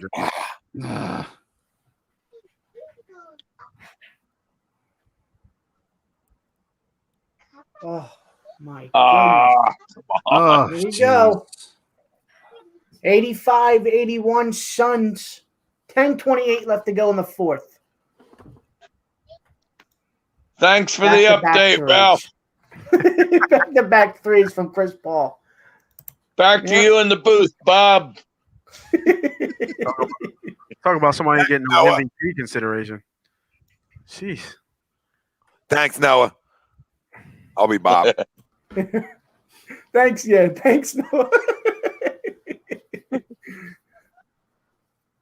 I don't know what to do anymore. Now I feel like we're the walking wounded here. They are. Yeah, just light one up, Tommy. Play Milwaukee. Wow, we'll play Milwaukee and win without Joel, Ben, and Tobias tomorrow. Oh my God! Could you imagine? That's kind of like some Twilight Zone stuff right there. Hey, Noah, why do you think his screen is black? He's lighting it up right now. He's lighting it up right now. Yeah. I can't confirm or deny the allegations. Nothing wrong with that. You guys can talk to my lawyer. I was about to say it's legal in Jersey now. You're good. Oh, yeah. You guys can still talk to my lawyer just for funsies.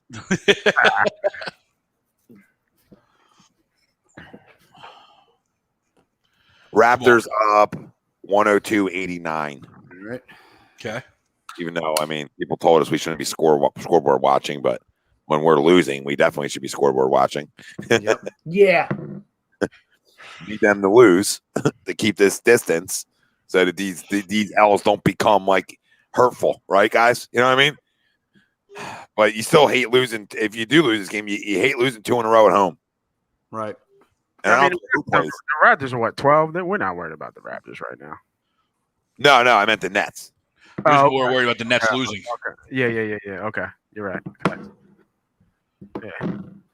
It's really you're right, Tommy. When you lose 2, and especially one kind of gimme game, you then scoreboard watch because you need them to keep pace with you losing. Exactly. Yep. This is where we're at. Exactly. Done as well. Whatever's going on in the background, Noah. Whatever Lily's saying in the background. Noah don't give a shit. Yeah. I'm gonna try to think for a second. I put on a show. I put a show on the TV for her, and I guess she's content on doing God knows what by the front door. Who's Lily? Don't worry about who's Lily. Don't worry about who's Lily now. Don't worry about 52 people watching YouTube, only 30 likes. Let's go. Please. That's why we're losing. Yep, people didn't listen earlier.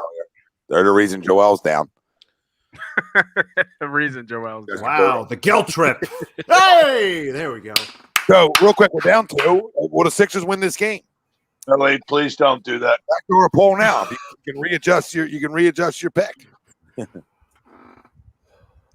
Yes, I still think so. I think the ebb and flow of this game, even without Joel, Yep. I think we're gonna pull it off. Yeah, I disagree. That's a good team over there. It's gonna take something. Oh, Mike Scott, man. Oh, you had it. oh God. Dude, that was such a beautiful pass from George Hill, and he fumbles it, and then comes Sure back and was. airballs it. Yep. And he gets an offensive foul along with it. Jeez, man. Jeez. Oh man, go to another 16 bird turnovers for the tailgate, Mike Sixers. Scott. Any airballed the shot too. Yeah. It mattered, but after all that, he airballs the shot. Hey, Right. drop Fort the Myers is pass, coming back airball in to for the Scott, Sixers. committed an offensive foul. Well, that's good Try news. Where did he come from, yo? Where did Mike Scott come from? He was in the Tobias trade with the Clippers. That's why Doc likes him. Ah, okay. He was a Clipper. Yeah, Boy, Yeah. George A. That boy, George A. There you go. thumb looks good there. Oh, Dario hit him in the nuts. Yeah. Well, this is a good sign. Yeah, so at least he's attacking the rim. Yeah. Oh, Furky. Yeah, that's what we were saying. Wow. That's what we were saying. That's a great sign, right? Yep. I mean, my ankle would be like, listen, I would need to go to like 10 docs, specializedphysicaltherapy.com. That's where you can find them. Burlington, Cherry Hill locations. Find them right on the web. Specializedphysicaltherapy.com. If you have any ankle issues, I would need to be there every day. You know what I mean? Like if that happened to me for like 10 months, maybe a year recovery from that sprain. Jeez. Tremendous competitor, as Gabe would say. All about load management. Emotional warrior. It's Capital. We like to say this is Capital Week here. Wait till he gets the rock. He's And Dwight Howard picks up, I think he got either a foul or a technical. I think that's a T. Great, Ralphie. I guess you didn't like him picking up the number, huh? Yeah, right. Jeez. T, yeah. Oh my God, you need that? Wow. Yep. Grow up, Peter. That's a technical foul. Wow. That's ridiculous. That's a terrible T. Let think it's these like guys play. The 5th tee tonight. Maybe they're just calling it a foul. Okay. Common foul. Right. Which it was. He reminds me a little bit of what like Rodman was, like just getting just dumb shit. Yeah, he's dumb. He's like a dog on a hardwood floor. No idea what he's doing at the time. I like Dwight, but he's all Howard. This is his 5th NBA team for a reason. It's almost like he's a fake tough guy now. Javon Carter out here hitting threes. Awesome. Okay. Lily, what are you doing? I'll go back and disagree to the poll then. What was the poll? I missed it. Nice Atta move. boy. Atta boy. Tired, Lily. Good look. The poll was Sixers will rebound tonight against the Suns. No, you can't leave them wide open. There we go. Does Joe come back in this game? No, I told you, Joe's done. I'm just asking you guys again. You're hoping he's done, man. I'm hoping he comes back, but as soon as he held that knee, man, I think they're gonna let them play. Right He got now. off the bench. he just ran off the bench. Good. He was just running, Nate. 6 minutes to go. I'm going to stand by. He's coming back. Ball game. Is he coming back? 6 minutes to go. He comes back. He's coming back. Right on Oh cue. boy. Come on. Oh, Come well, on. now Shake's coming back too. Uh-oh. Greg's really early. Jesus, God. I don't even know what's happening yet. Greg knows who's coming in tomorrow. He knows who's playing. So He's probably got the score prediction for tomorrow's game too. Let me be early one time on a live reaction show. I felt bad because I thought you were going to be like the last guy in, and I saw his NBA TV. I'm like, oh no, he'll be synced with us. And then I was like, oh no, he's going to be more than synced. No, Joel's not coming back in the game yet, but doesn't mean he won't. Oh, he's not okay. He just walked to the bench. No, he ran. He semi-jock. For us at our age, it was more of a run. Yeah, they're not gonna let his ass in. As soon as he went down holding that knee, no way. Attaboy, Tyrese. Attaboy. Sixers down 1. Come on, baby. Come on. Let's steal one. Come on. Steal one. Got to steal one here. Makes Milwaukee so much different. It makes it so much easier. You don't got to sweep them, which you probably won't anyway. All right. You don't have to sweep them.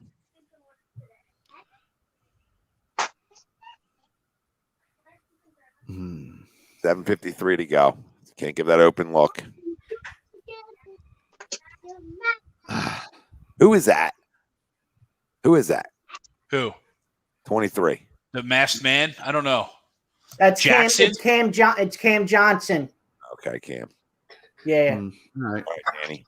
All right, There Danny. you go. Oh, Cam Johnson was a mess. Let me check on that real quick. 6 for 11, 15. Okay, so he's had a good night. 6 for 11 with 15.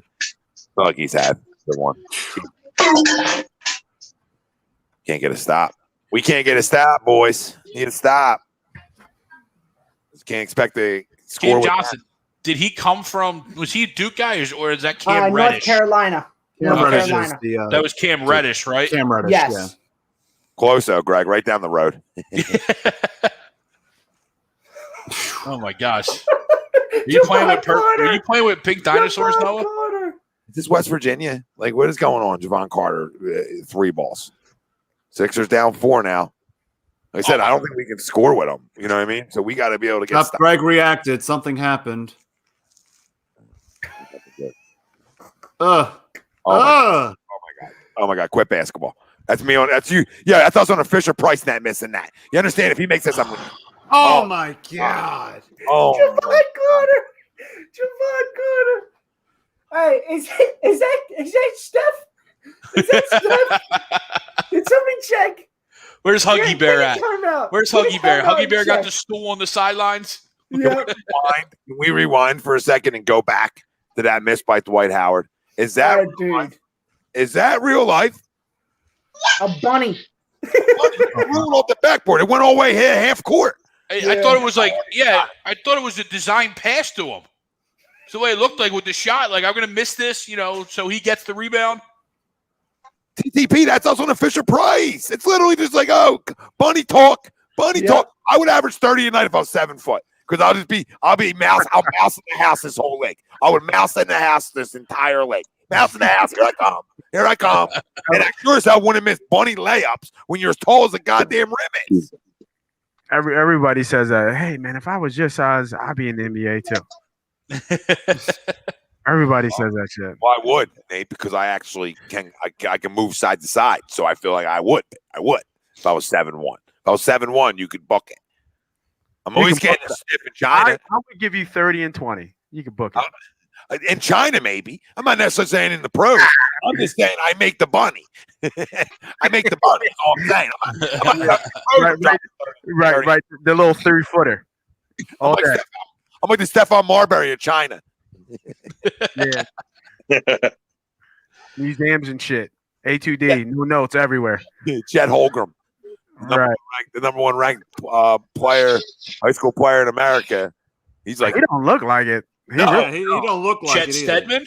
Yeah, Chet Stedman. I'm the number one player in America. How tall is he? 7'1". Yeah. Is he? Yeah. Yeah, he's got a lot of growing to do. Yeah, he needs muscle. He just played last year. Him and Jalen Suggs played together in high school. Yeah, Went to the same high school. Yeah, I saw that. He can play naked. He can shoot it, and he's got he's got good handles. But I mean, let's see. When he gets to college, I'm sure he puts on 20, 30 pounds. Yeah, sure. So he's still a pup, but yeah, he's like look like a long. He's a tall glass of milk. You know what I mean? He needs the unlimited meal plan at the cafeteria. Yeah. It definitely is a tall glass of milk, man. What's up with Don 19?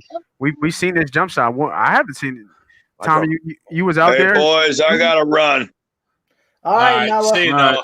All right, Noah. See you, Noah. Yeah. Later. Have a great night. Later, brother. You too. It wasn't that bad. Thank you. Let's see if it still is. Doesn't look like it. Noah's so proper. He said thank you and everything. Before he left. Hey, anybody else see that? How awkward? Yeah, That's that 420 shit. You know what I mean? That's that 420 shit. When you really overanalyze and think about shit. Joel's in the game. Told you. 6 minutes, 20 seconds. There we go. Is he? I hate being right sometimes. You know what I mean? Like sometimes I enjoy it. When it's against Nate, I love it. Of course. Of course. Hey, shake that. It's a rarity. It's a rarity. And Don, you know that jump shot's clean. And he doesn't. He doesn't get back. He doesn't get back. You're gonna get punch yourself in the dick. All right, punch yourself square in the dick. You don't get back on defense after you miss that. All right. And Don, you've seen it. Don't act like that wasn't pretty. Why does Joe look like he's hobbling too? Because two missed layups and he hasn't touched the ball. Come on, everybody saw that jump shot live on air here. It was clean. If he's limping, you got to get him out. If he's got a hitch in that run, you got to get him out of there, man. That's boardwalk. That's boardwalk nets and rims. Come on, that's boardwalk rims. No. Yeah, that shit's all rigged. Come on, I'll still stroke it. Like I said, I didn't get tired on the fourth rack. Oh, good. Shake missed the layup. Sit your ass on the bench. Oh, you know why he's on the bench? Because he ain't get back on defense. If you don't want to hustle back after shot, you can come have a seat with me. That's accountability 101. Come here, babe. Come here. Have it right here. And then on top of it, you miss a layup? Yeah. That doesn't help anything. But at least if you get back on Matisse, I'll take Matisse missing layups because we know Matisse can't score. Yeah, I would say this game. At least he'll get back on D-Go, Greg, after a miss. I would say this game is a wrap, and I'm sure this chat's going to go wild afterwards. Yeah. And it's going to be panic mode and all the rest, and I'm not there. You know, not even close to being there. Now he's just toying with us. Now it's just getting cute. I thought it would be good. I don't think it'll be panic mode. Oh. Now if they lose to Brooklyn twice, I could see that. I mean, not Brooklyn, the Bucks. Kid has a skill set. Translates. What a move by Maxey. 14 tonight, and that's back-to-back really good games for Tyrese. Yeah. And you know what? And the thing I actually like Maxey. He's shown that from day one when you guys drafted him that he can do that every single night. Oh yeah, he can get to the bucket. Get to the rim every night. He's a natural scorer for sure. Need this. Don. 4 games, Don. Attaboy Joe. Needed that one. Hey, can we get a stop? Yeah. No, yes, Jimmy. Yes, Jimmy. Sorry, Greg. Go ahead. No, I was going to say, I love as a guy who was, not critical, but, somewhat worried of Tyrese midway through the year because of his destination to the end of the bench. It's really nice to see this come out of him, to see him take that, absorb that, become a pro. And he's still a rookie, right? But you learn that in the pro game and then have these types of with the extended minutes, have these types of outputs. It's really nice to see. And Greg, that's almost like his summer league early on in the year. Sure. You know what I mean? Like early on in the years, it's like summer league, get adjusted, get acquainted to the NBA game, and then learn from pros, like you just said. Jimmy, I completely agree with you. Shake it single-handedly cost us this one too. And Ludwig puts up the stat line right here. Shake minus 17. It's about right. Yeah. Yes, that is correct. That is a lot. 2 for 10, 4 turnovers. Not good enough. Not good enough. And then you look at Maxey, who's ran 2 minutes more than Shake, and he's only turned the basketball over once. And then he's 5 for 10 from the field with 14, right? So, I mean, the difference maker is the turnover game. George Hill, 18 minutes, almost 19, no turnovers, so that's good to see. But, yeah, who else? Here we go down the stretch again. Can this team get a stop, unlike what they couldn't do the other night? And can they get key buckets? 2 things they couldn't do the other night. Down 6. And the one thing about the Suns that's different than, the Warriors is the Warriors are a more defensive-based team, right? The Suns aren't necessarily, not that they don't play, but they're not necessarily, gonna lock you down, really.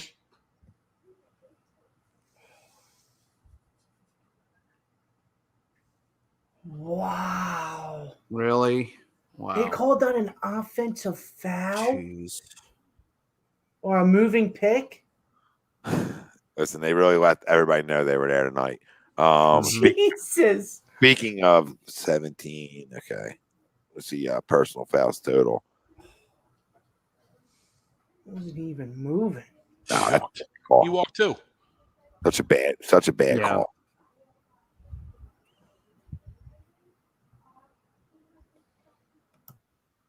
I was that assistant coach too, sitting on the bench. Walk! Every time someone touched the ball. Walk! He walked! And then every once in a while you get the call and you go and you fist pump the other defensive coach, assistant coach. We got one. Finally got one. About time it went our way. We only call everyone. Raptors up by 8. 40 seconds left. 8 now. All right. Yeah. The wrap. Yep. 39 seconds left. Wrap. Yeah, that's a wrap. Come on, Joe. So are we, essentially. Because I don't see us getting enough stops. That's the problem. No. Yeah, and Joel's hobbled. You know what I mean? He's hobbled. They should take him out. Down by 7, 3:44 left to A go. lot of time left though. Yeah. No, there is. I just don't see the stops. Right. That's where my complaint is. I mean, you usually can. You know what I mean? Going to run real quick, but that comes with playing a little bit of defense. Yeah. A little bit. Good series right here so far. But are they going to get bailed out? No, I'm sure it'll be a bailout with 2.6 left. Mm-hmm. Yeah.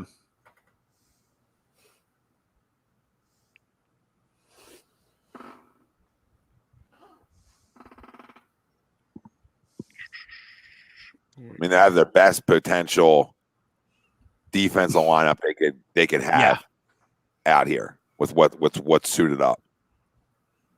Yeah. And how quick were they to give the ball over there? I guess it is.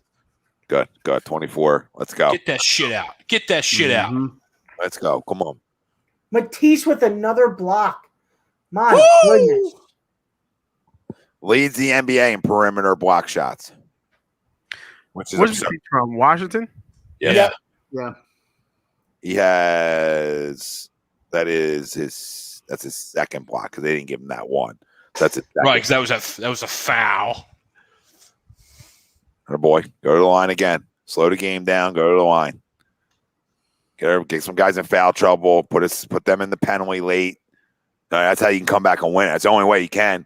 You get some calls down the stretch. You get your free throws.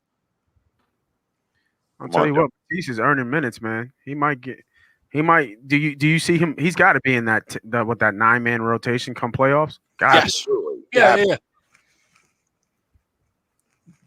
Who gets pushed out with George Hill? Shake?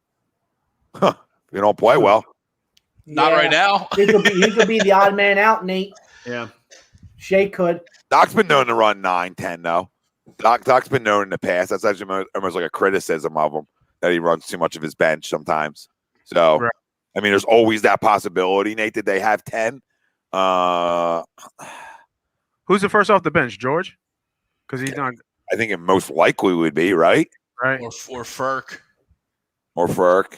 So there's your 6, your 7. Who's your 8? Matisse. Matisse. Dwight's in the rotation. Dwight's there. Yeah, 9 is Dwight, and that's pretty much it, right? That's probably going to be it. Yeah, you're probably not going to see much Mike Scott. You're probably not going to see anything deeper than that if you do. Yeah. Maybe heck, you don't see deeper than that right now. Yeah, maybe Maxey if they're in a funk and nobody's scoring and they need something else. Yeah, if they need the spice you up or they feel like they're going against slower guards, you could see it. Mm-hmm. And Shake. I mean, you got to factor that he might be in this rotation.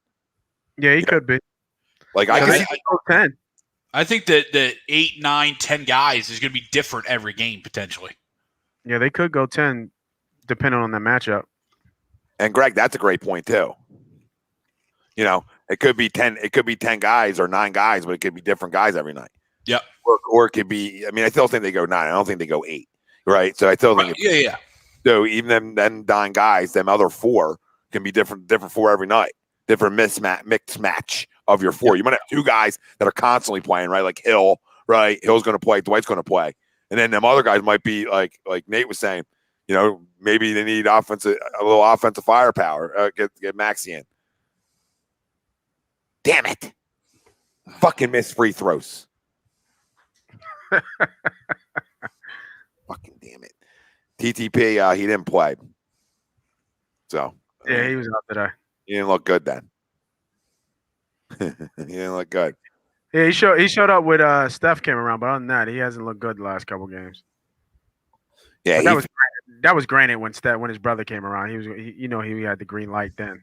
Yeah, he had the green light and he disappeared. Yeah, right. When his brother, when the grown man came in the room, when Big Brother, when he came in the room, he said, "Oh, I'm gonna back off shooting now." I think I poked the bear twice. That bear said, "Hey, here's 49 on your ass." 2 consecutive stops. Let's go. Get a bucket. Come on. Get a bucket. Can't make free throws. We'd be in this game. Yep. That's always the case, right? Well, if we weren't shooting under 70% as a team, you can't be shooting under 70% of the team. The team's too good at the line. Yeah. That's bread and butter. You can't miss all these free throws. I know that's Chris Paul against a rookie, but that's a foul. Yeah, it's a foul. Yeah, All that. that's a foul. That's good. Oh, no, just can't get the rebound. No shot. Yeah, bow tie this. Now you can. Smelled that coming. Second chance opportunities. You know how that goes. Yeah. Oh, yeah. And we we actually out rebounded them tonight, but too many offensive rebounds, I feel like, for them. Way too many second. How many second chance points do they have? Let me see.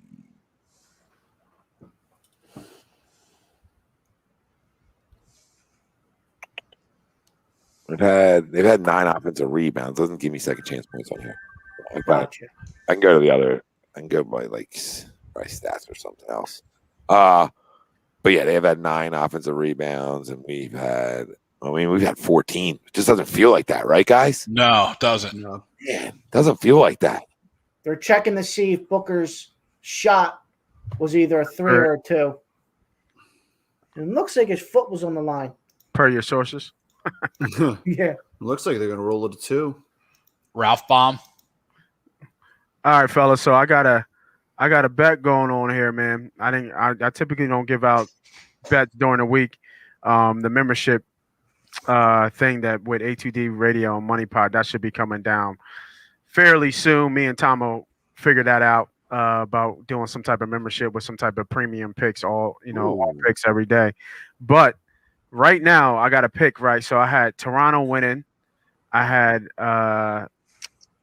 the outcome of this game is looking like it's going to be my favorite. So I got a hedge opportunity. So right now, I got $75 to win $500.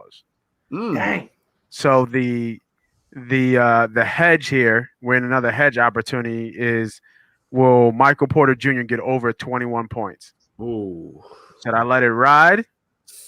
Or I'm not good with gambling, so I'm at it. Who's Denver facing tonight? Portland. Can't get stops. I think I might hedge it for like 250. Whose bucket was that? Embiid's or George's? Joel's. Looks like Joel. 35. I think if George would have touched it, it would have been goaltending. 35 tonight. If you ever needed to stop, this would be a good time for one. Yep. Yeah, right. Yeah. Oh my God! Grab a rebound. I see you, Pat. What's up, Pat? Yep. Greg reacted. That's a walk too. Oh my goodness. Oh.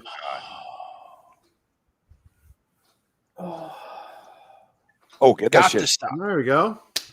Got to stop, and then we just couldn't grab a rebound. Had this one, boys. Yep. Not had it, but like had a chance. Yeah. Now they don't want to call a foul. Did they? No. Oh, of course not. I don't know if he was trying to foul, but it looked like. And seal the deal. Wow. GG's. Might as well. Jeez. Yeah, I gotta look at I don't know why they didn't call the foul on the inbounds play. It Matisse felt like he was freaking trying to foul him, right? Yeah, Matisse like freaking bear hugged him. I think because of the shot clock, they were letting it ride. The Sixers were.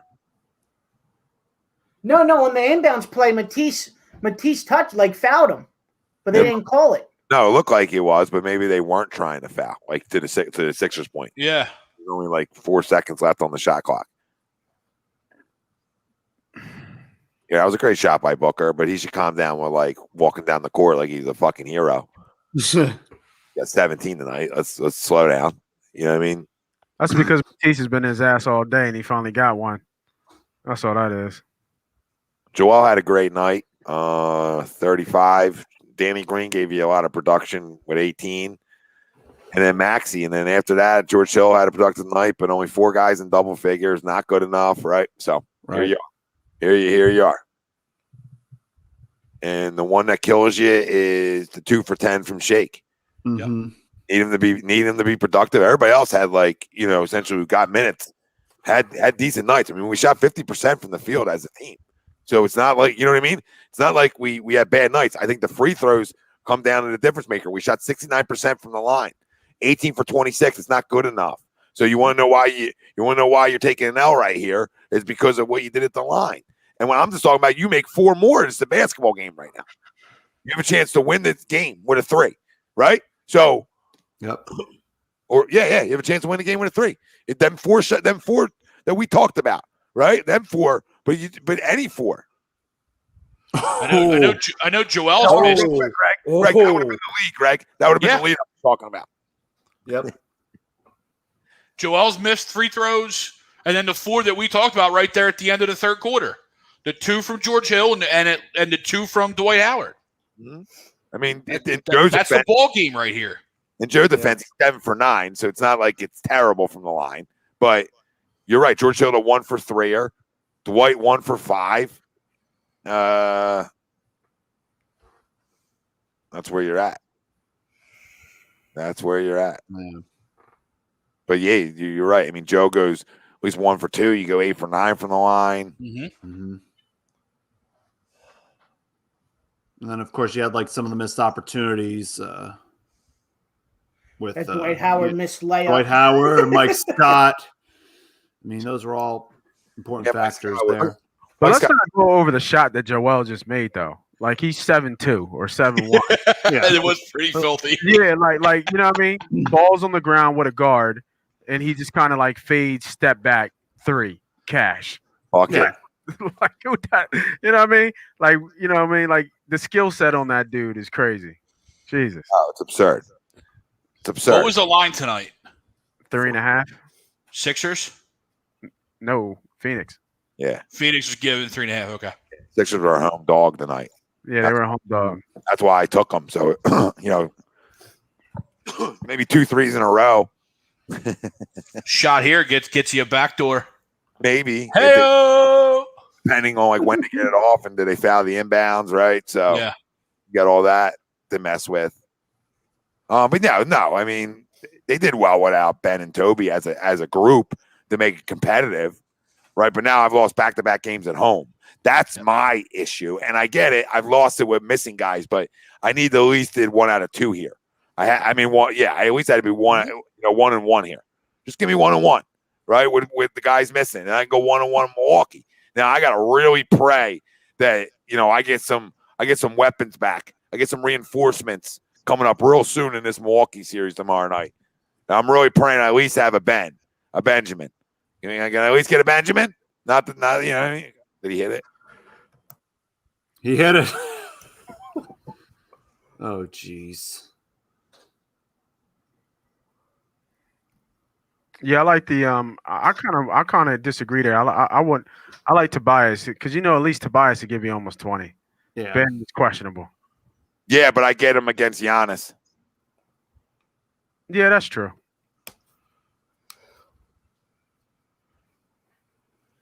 He's gonna. Hopefully, he's veteran enough and doesn't hit both of them here for you, Tommy. Right. Oh wow, you hit that 3. Because they're out of timeout, so they can't advance the ball.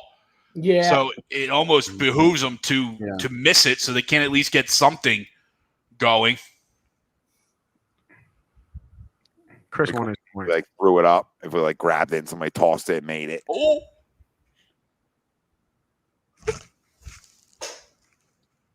Don't say anything.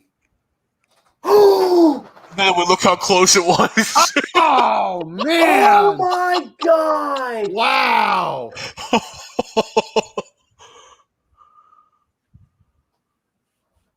Oh, my. That was down. That's crazy. Why would he do that? Why don't you just make the second one? Oh. That was halfway down. Oh. Hey, well, Tommy, at least it looked like you hit that. Oh my God! You got the cover though. Yeah, that's great. That's great. I would have taken this. Oh my God! That was. Oh my God! That was in. That was in. Oh. Greg, that would have been the greatest call of all time by me, Greg. That would have been the greatest call of all time if I said, imagine if he misses the second one and somebody throws it the way the court and makes it. And it almost does it. Oh my God! That would have been the greatest call. That was how's that not go? Oh my God! That was halfway down. Oh God! How's it not go? How's it not go? He did Because that. the He sports palmed gods that hate and us. just chucked it. Oh. Go. Oh my God! That's in. That's in. It's If he in. makes that, he should have got the MVP. That should have Right been there. it. Yeah, right. That's an MVP shot right Got the there. MVP. Another night, 38 points, 17 rebounds from Joel. Well, like here on NBA TV, they're showing obviously the top 5, and you look at the Suns. They were Paul had 28, but outside of that, no one else in the 20s, and so that goes to show if we had anybody, if Shake steps up a little bit, we win this game. Yep. Then free throws, we win the game. Then 4, we win by 1. You know how it goes. It's how it goes. Absolutely. It's a little thing. In every sport, the little things are going to dictate you win and lose in games. And when something's free, I can't shoot 68% from the line. Right when it's free as a team. Yeah, like Booker. If you tell me Booker's scoring 18 points, what are we doing? We're winning that game in my mind. You know what I mean? Like you hold Booker to 18, I'm in. I just can't believe that. I can't believe that fell. Oh, There's our boy Rob Lutman, the counseling center in Sunrise Detox. Need help? Please give him a call. 856-651-8117. Proud sponsor of A2D Wednesday nights. You heard the read earlier on in the show. So there you go again. I just can't believe it. I just cannot believe that didn't go in. That's just like our luck. Like everybody else, somebody else that goes in. Anybody else that goes in. And for us for not to fall is disgusting. Not because it should fall, right? Like not because you should make that ever. Just the fact of the matter that's in. That's in. Let's go. Come on. It's great. They're showing the end because it's NBA TV. They're showing the end of the I almost want to say Capitals, the Wizards Warriors game, and it's Washington's up 2 right now. Oh, they came back. Washington's up 2, 8 seconds left. They got the ball, just got fouled. But the last 2 or 3 possessions, because it was Steph, he just took the ball to the hole and they weren't going to foul him, so he's just making layup after layup. Yeah, I was looking at that game. Westbrook has 20 rebounds. It's insane. Yeah, Barry. Why couldn't we get a Kawhi shot? You know what I mean? Why couldn't we get a Kawhi roll? Right. It's one thing to lose. It's another thing to lose when that's like a miraculous shot and we would have called it on A2D. You know what I mean? It would have been a double win for us. Double win, and that doesn't go in. Wow. Yeah, Dan, we competed with three stars. Absolutely. I mean, I didn't expect to win this game, but I just didn't want to lose 2 in a row at home. And you did. But guess what? The Nets lost tonight. And now you go against Milwaukee, who's 3.5 back. So you got to go 1-1. Have to. So reinforcements hopefully are coming. Yep. Hopefully, fam. And then Washington beat Golden State when we should have beaten Golden State. Mm-hmm. Yeah, you're right, Tommy. Tonight was always a tough game. Again, I go back to it.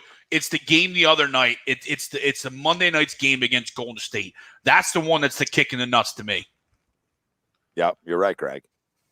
38 from Embiid. He's going to be he's right there. Him and Joker, they're going to come down to the wire here with this because he's a walking 38. Really, it's amazing. And I remember he got sat down for a hot minute in this game too. In reality, he only played 32 minutes. Yeah, on a bum wheel too. Yeah, he probably would have played like 36 if you know what I mean? Yeah. In a different scenario. Yeah, 38 and 17 is like Shaq numbers. That is ridiculous. Yeah. He's MVP. MVP of the league. There's no question.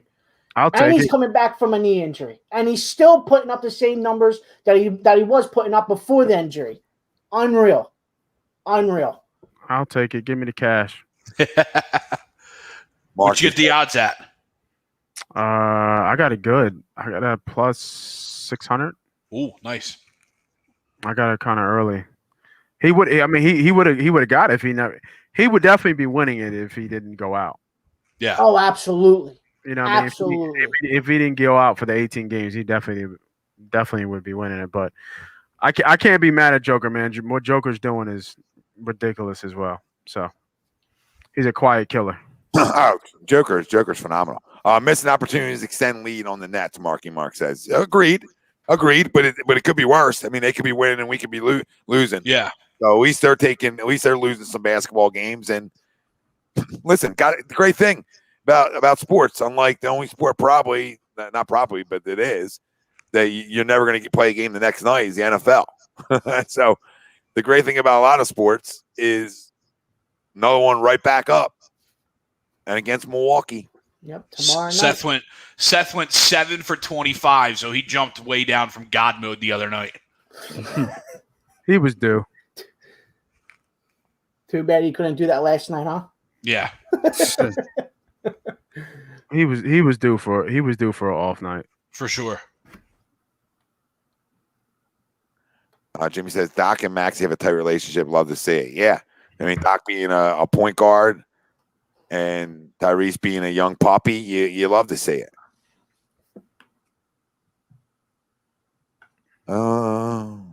Demetrius, we need our players available. These late L's not a good look. Listen, I hate losing games at home, and I sure as hell hate losing 2 in a row at home. So I agree with you. It's not like we're resting guys. So it's not like we're doing it on purpose per se, but you're right. I mean, Tobias and Ben have been the most available guys really ever. You know, if you pretty much watched their careers over the last like 3 years, like Ben got hurt last year, but Ben usually plays. You know what I mean? Plays back to backs, never. You know what I mean? It's never an issue for Ben, and definitely not for Tobias. Tobias always plays.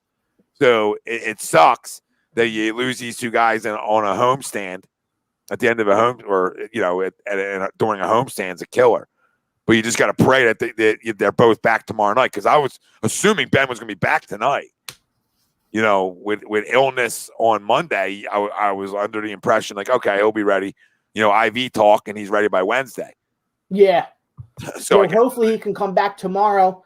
And it seems like these past 2 games with Tobias out, when the basketball isn't in Joel's hand, it doesn't seem like nobody knows what to do with it, right? Because there's not another scorer perhaps to say in Tobias that can create his own shot.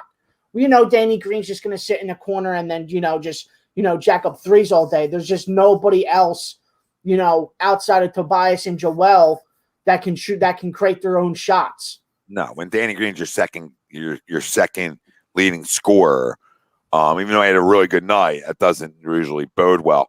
Tori, I told you, stop going to goddamn games, and you bring darkness in the stadiums, and I love you. And if you're on the show tonight, maybe that that shot falls, because there's no way that shot's falling. I forgot you were there, and if I would have remembered you were there, I would say there's no way that shot was going in.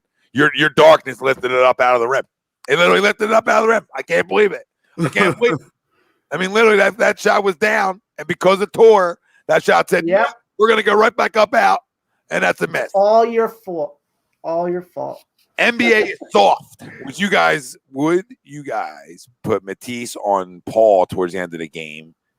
I mean, I think you pick your poison there. You pick your poison on Booker or Paul, right? So, I don't know. That's Monday morning quarterback. I'll tell you this, though. He should have boxed and won Steph the other night. That's all I need to tell you.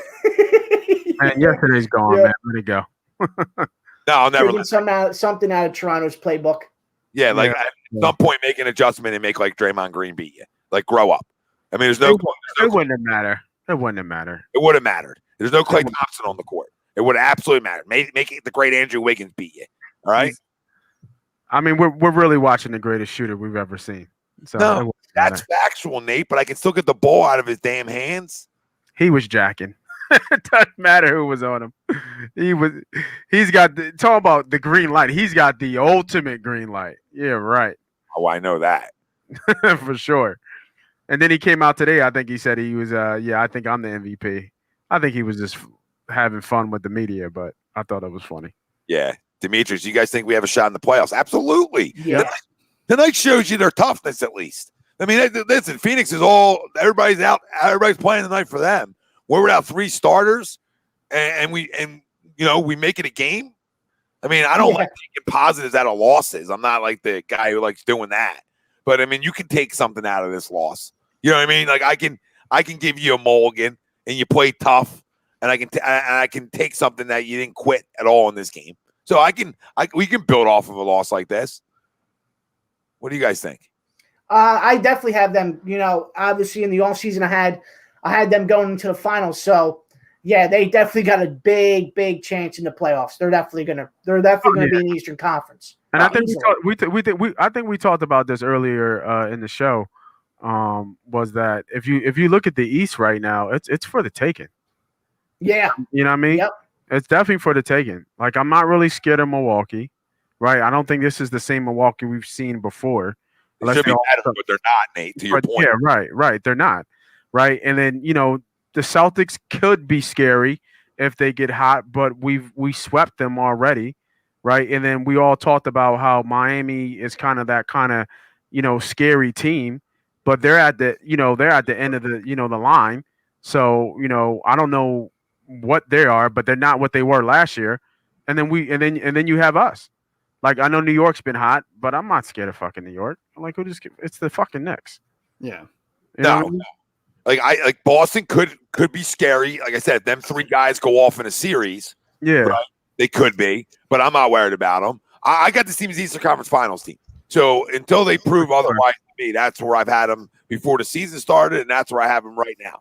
So they've lived up to my expectations. They've been exactly what I thought they would be. And like, again, I hate losing back-to-back games, and I sure as hell hate losing them at home, but everything in context, right? And in context is we were without 2 of our starters last game, and Steph Curry does Steph Curry things, all right? So in context, you just chalk it up to greatness. That's going to happen to you. Buzzsaws come around and smoke you. He was scorching hot as of Monday, too, coming into that game. And then tonight, listen, this is one of the best teams in the West. So, and they're full go. They're full go here. And to be able to compete with them with 3 starters down and big-time contributors, oh, man, your second best scorer, come on. I take a lot out of that. And somebody said, oh, well, and I get you. It's Philly, we don't take, with no moral victories. I agree. Like, I'm Mr. Toughness, no more, like, you know what I mean? But sometimes in context, you can have moral victories. In context. Doesn't mean you're happy. Doesn't mean you're satisfied. It just means that you can have moral victories. Yeah, they competed today, for sure. They competed big time today, and they had a chance to win the game at the end. Todd, we're never getting Devin Booker. So just get it out of your head. They're not trading. Not going to happen. And it's not happening. We're going to live and die we're going to live and die by Ben Simmons. So, that's what we're in. He's not getting traded. So you're going to live and die with him. So can he get better, as we said, for 5 years? More than that. And currently, right now, the Hawks are beating the Knicks in the third quarter, 95-87. Okay. Capella 21-17. Yeah, and like Atlanta, like who's scared? I'm not scared of Atlanta. Like, No, you know what I mean? I agree. Like we're like the Sixers are really at full with all their starters. They're a bad matchup for almost anybody. They are.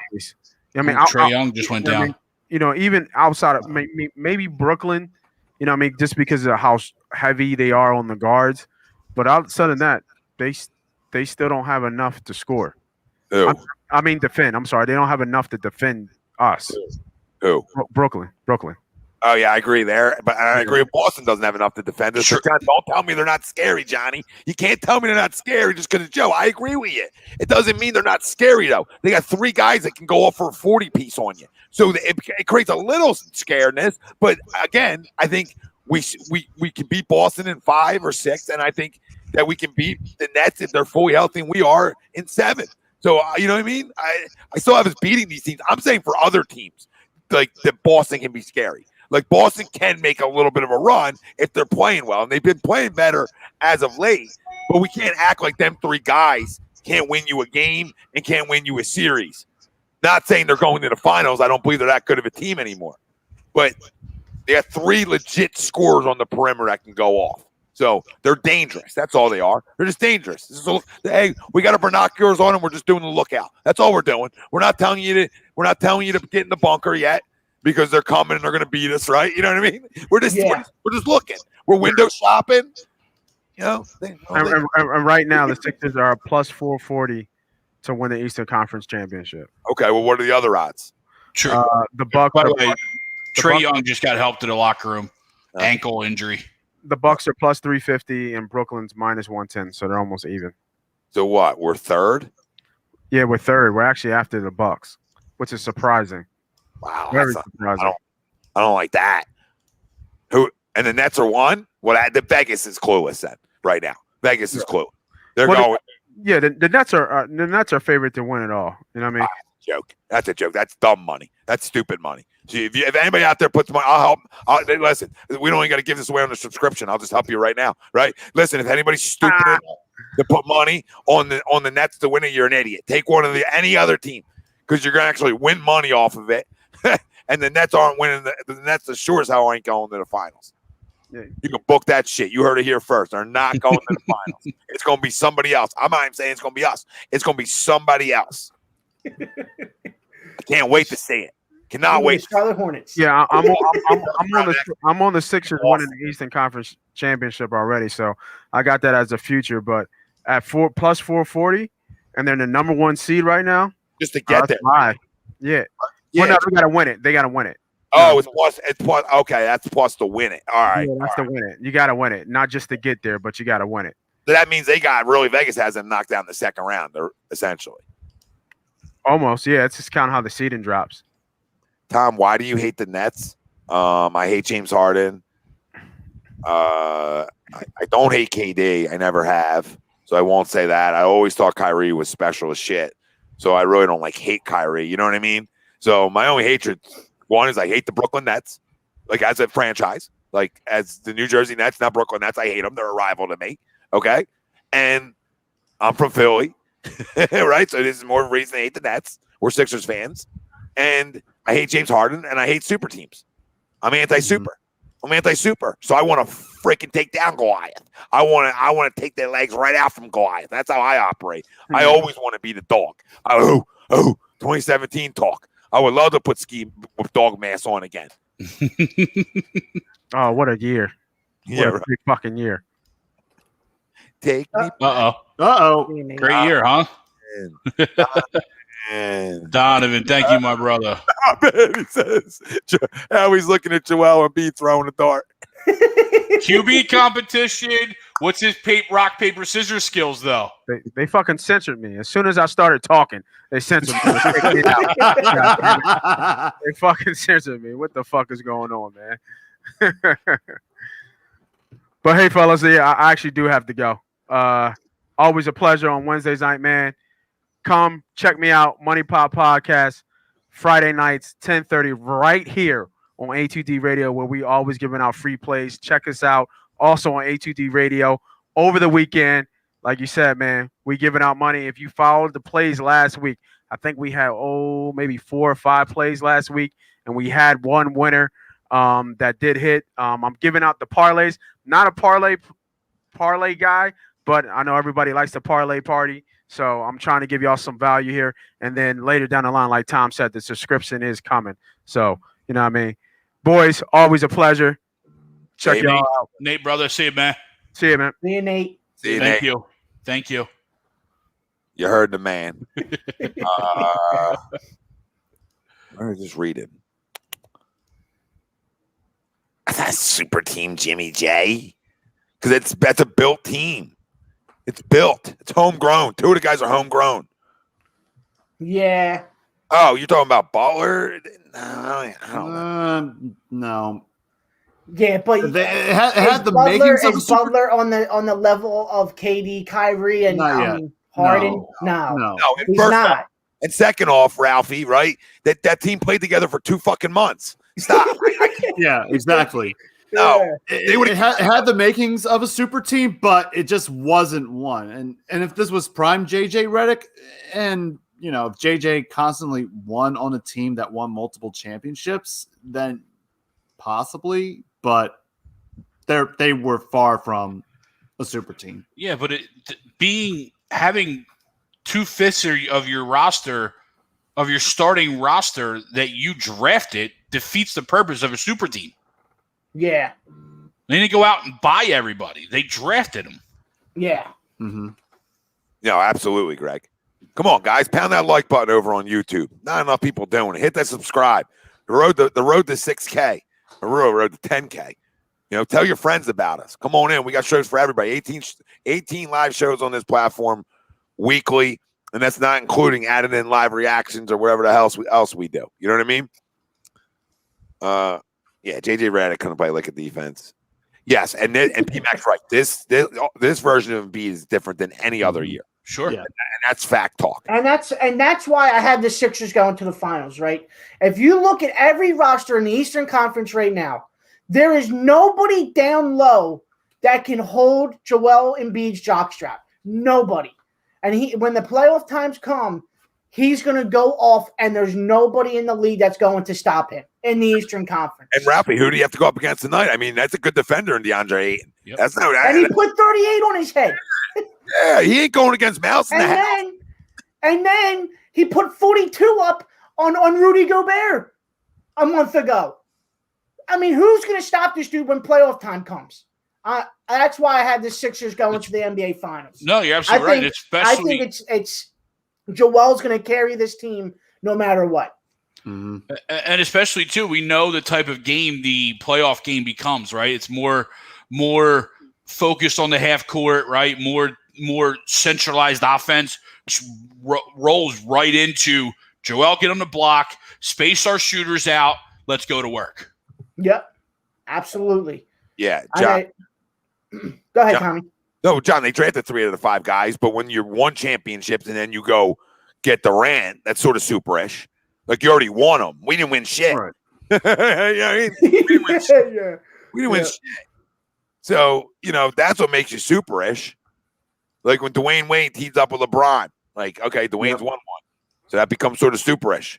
Right? Like, that's just how it works. I mean, it's not I don't care. I don't mostly hate like other teams that do it, but if a team in the Eastern Conference does it, and especially in our division does it, right, I'm going to hate that team more. I mean, that's just the way it is, right? Yep. You want to be. Everybody wants to, when playoff time comes. Obviously, every team that goes up against Brooklyn is going to want to be that team to take them down. Yep. He is a monster out there. He is a monster. I mean, Barry, I agree. I don't think anybody on this panel is going to disagree. It's going to come down to what Ben Simmons are we going to get. I also think Joel just dominating makes life easier on guys. Yeah. But what Ben are we going to get? And the teams double them. And how much do you see it? And are other guys able to hurt them? So that's the big key. Like, do you have enough spacing? And I think we do to hurt teams for doubling it. Because if you hit threes when the double comes, and teams will move from that double real fast. The double stop. Double stop. It's the only way you get to stop. So if you try it twice in a series and you get burned by it, you're not going to try it again.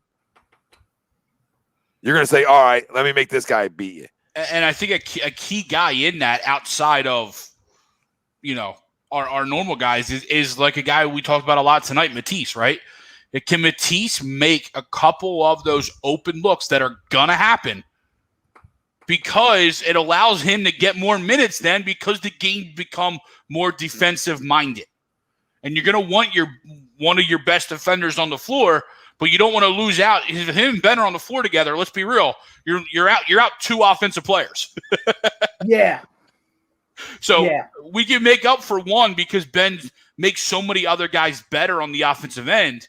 Matisse doesn't do that yet. So his production is going to come from those made open shots. Yeah. Yep, exactly. If he can just make a couple, he becomes even more. He just becomes greater for you than he already is. Yeah, just make a couple. Make a couple. I hate the Nets more right now. Like overall in my lifetime, it would be the Lakers, right? But like right now, it's the Nets for sure. For sure, it's a rival. For the most part, the Nets haven't been relative to us. True. Up until recently. Yeah. Barry, I wouldn't not depend on him because I would say this, like if all of our whole starting lineup's in, I think he fits, right?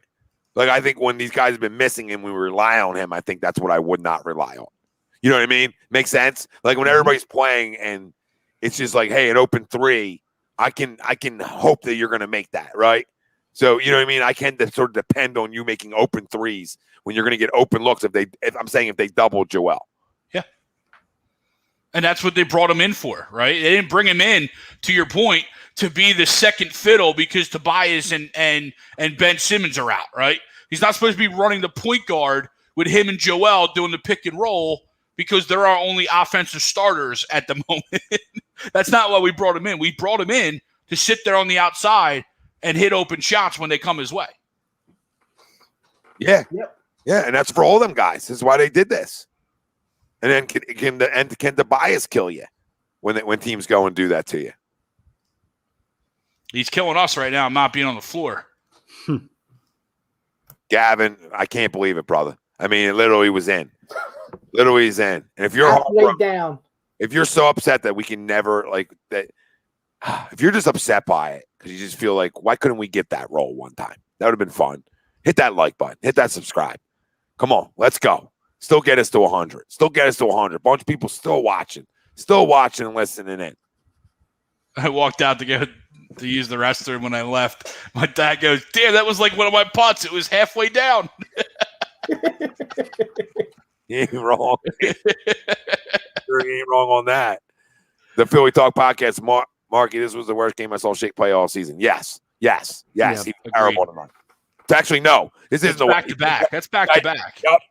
Greg's got it. I mean, he fucking was 0 for on Monday night. 0 for. Thanks for stopping in. If you would have told me, like, hey, Shake doesn't go 0 for tonight, does he play a better game? I probably would have said yes. Then you looked at the game and you're like, yeah, no, I would rather have him go 0 for. Yeah, Monday night was a terrible game for him. Bucks, Celtics, and Heat might have a chance of upsetting the Nets. Yeah, I agree. Anybody that's willing to play defense, you're right. And the Heat and the Bucks will definitely play defense. Yep. I don't know about the Celtics, but the Celtics match up well against them because it's like, okay, what three guards are going to play better? Mm-hmm. You know what I mean? What three perimeter guys are gonna play better in a series? And if they're missing a guy, then you know what I mean. Time's yours, Boston, right? So I don't know. Like these teams do match up with the Nets well, and especially if you're willing to play defense. And worst case, right? So even if they don't beat the Nets, they're not going to be easy sweep series, right? So it's going to make them work, make them have to get through tough times in the playoffs when they haven't been able to even play together in a regular season. So how's that going to work? I know we talked about it on Sunday a lot, but how is that going to work? You're never in tough situations with this current group of guys. What's that going to be like in the playoffs?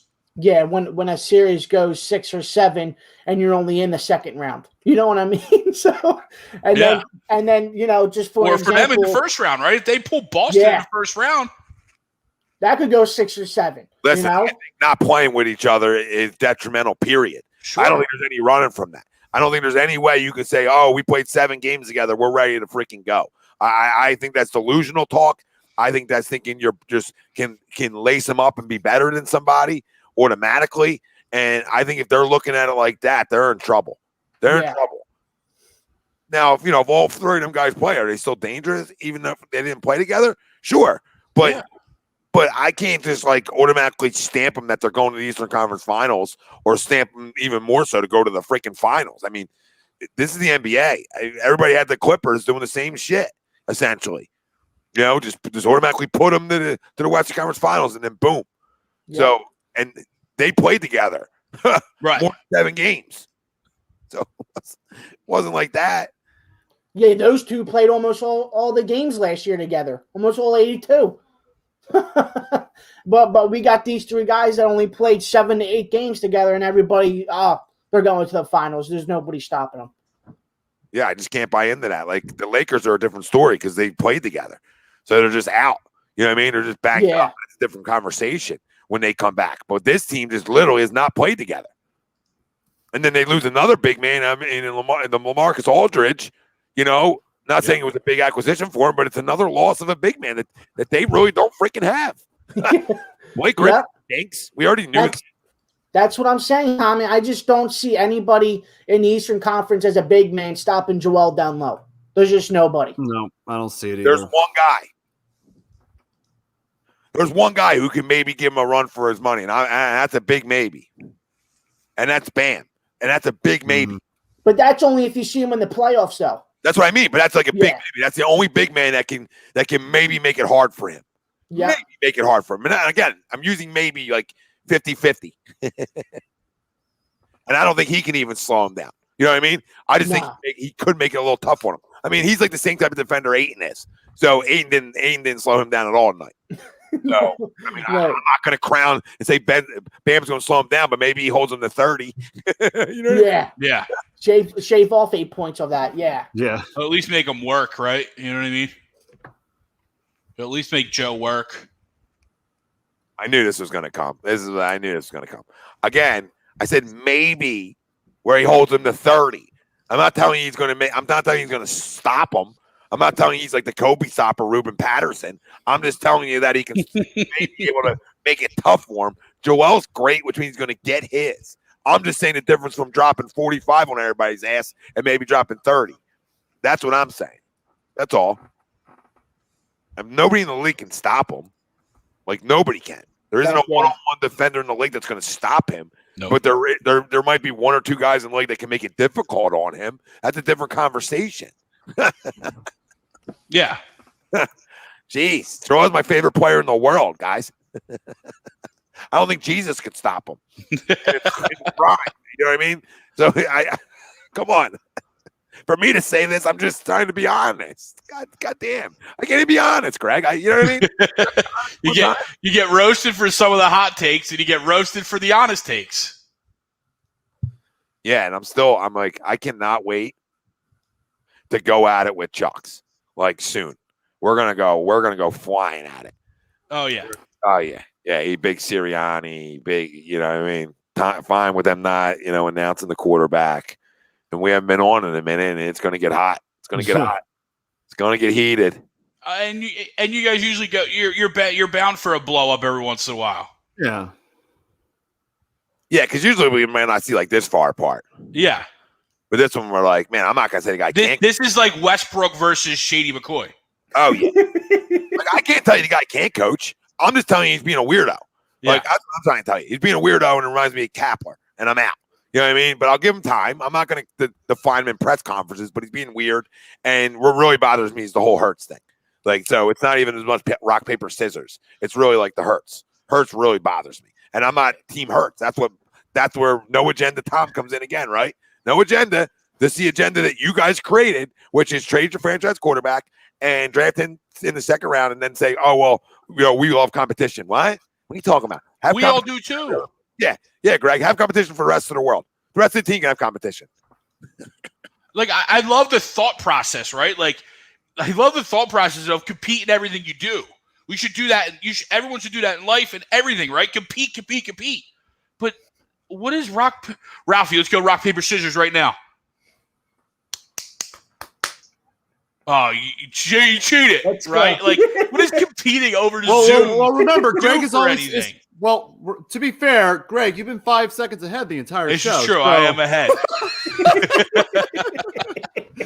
But like finding someone's level of compete over a video, like get them in the room, compete in the meeting rooms. Like I'm all for competing. Just what are you doing, dude? I just can't believe that was said tonight. That was said today. And he was dead ass serious. Yeah. It wasn't like he was even goes to Les Bowen, like, yeah, when we meet, we could go rock, paper, scissors. And Les is like, okay. Excited by this. I'm a little bit terrified when it comes to the draft room where it comes down not to rock, paper, scissors, but heads or tails. Oh, who are we going to pick? Oh, quarterback because he has a head. Okay, heads. We get a quarterback at 12. Wonderful. Yep. Next thing you know, yeah, we're going to be playing Rochambeau. Or tic-tac-toe, or pick a number. Yeah. Just imagine draft night, you know. Jeffrey Lawyer's got it. Pick a number. I got it behind my back. Tommy, what you got? Tails, probably. We could throw some names. We could throw some names. Gregory Rousseau, defensive end, Miami. Oh my God! To be fair, I actually had this dartboard for like 10 years and it's never been opened. So nice. Giveaway talk. I'm not giving it away. I want to play some darts. Been there for years. You just said. Yeah, you've been playing darts for years. I know. I completely forgot about it until like 2 weeks ago.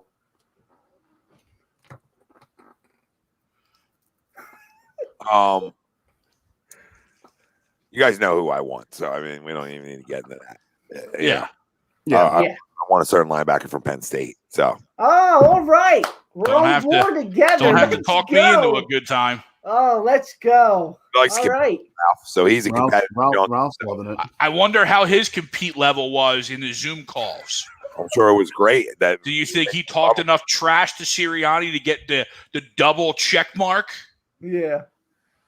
Oh man.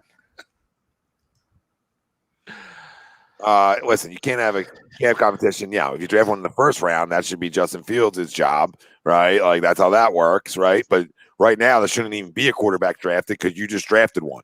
You're not allowed. You drafted one last year in the second round, and then took a franchise quarterback and said, we'll move you over here. But then today you come out and say, there's open competition. Jalen doesn't have the job. But yeah, we spent a second round draft pick on him. I don't know. I think Jalen deserves to start this year just to see what you have in him. You know, a full set. What was it, 16 games now? Or 17 games? You still get the bye. She'll be 16 games. He deserves to start, in my eyes. Still 17. Oh, yeah. Yeah, you're right. I know. Math.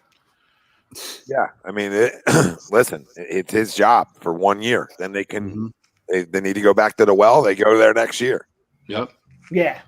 And to Nate's point earlier, he hasn't done anything to be handed the job except for this is what the organization just told us, right? The organization just told you when you drafted him at 53, claimed you were a QB factory, and then you traded away your franchise $128 million quarterback.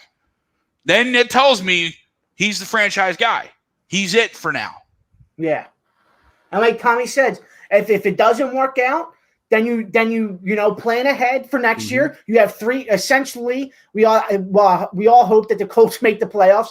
So we have 3 first rounders, and then you do all the QB controversy over again next year. Right. But this year, I just think as a fan, and as an organization, you just let Jalen Hurts rock this year at QB.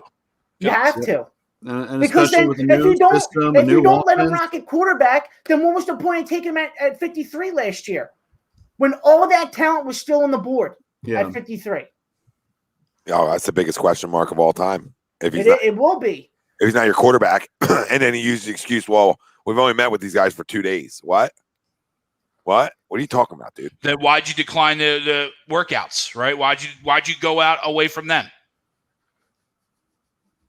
Like, if they're so important, if that's going to be your crutch as to why it's an open competition, then maybe you shouldn't have opted out of workouts. Yeah, well, how about this, Greg? Even if I want to, go one step further there. I mean, screw the workouts for the most part. You've watched enough tape on them. Your quarterback coach knows the kid personally. Yeah. And how much tape have you watched on him? Since you told me how much tape you've watched, of every player as soon as you walked in the door, right? Yeah. They wanted to tell us all that. So you're telling me that you haven't watched them yet? Because now you're uncommittal, or whatever the fuck the word is. Yeah, but and then who's pulling the strings here? Like, is this the owner saying, like, yeah, you know what? We don't know yet. Let's play coy. Yeah, we don't know yet. Make him earn it.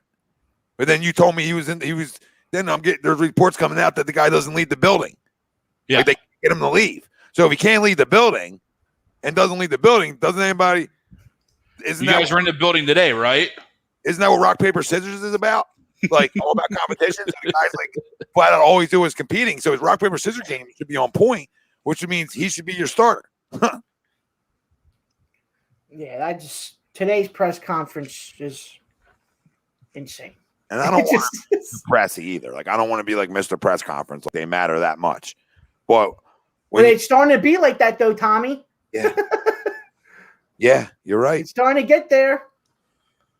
People are like, I don't take anything from pressers. Like, I'm that guy. Like, I don't take anything from pressers. But when it's a new coach and it's like, okay, it's getting weird now. You know what I mean? It's getting weird. And then you double dip it by not announcing him as your quarterback because of competition. And you're trying to, like, sell us on that.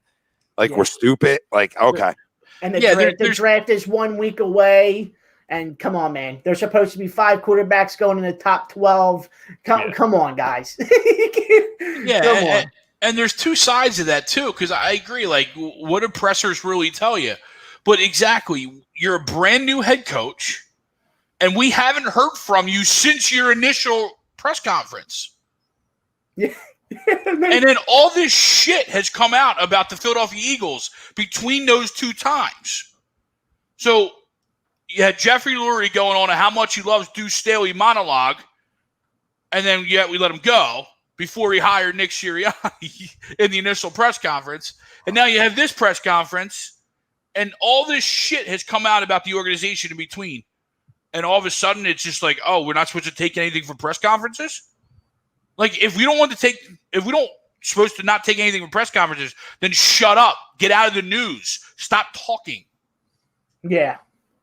But the Eagles won't do that because, as Tommy always says, they want to be the front headline of every newspaper.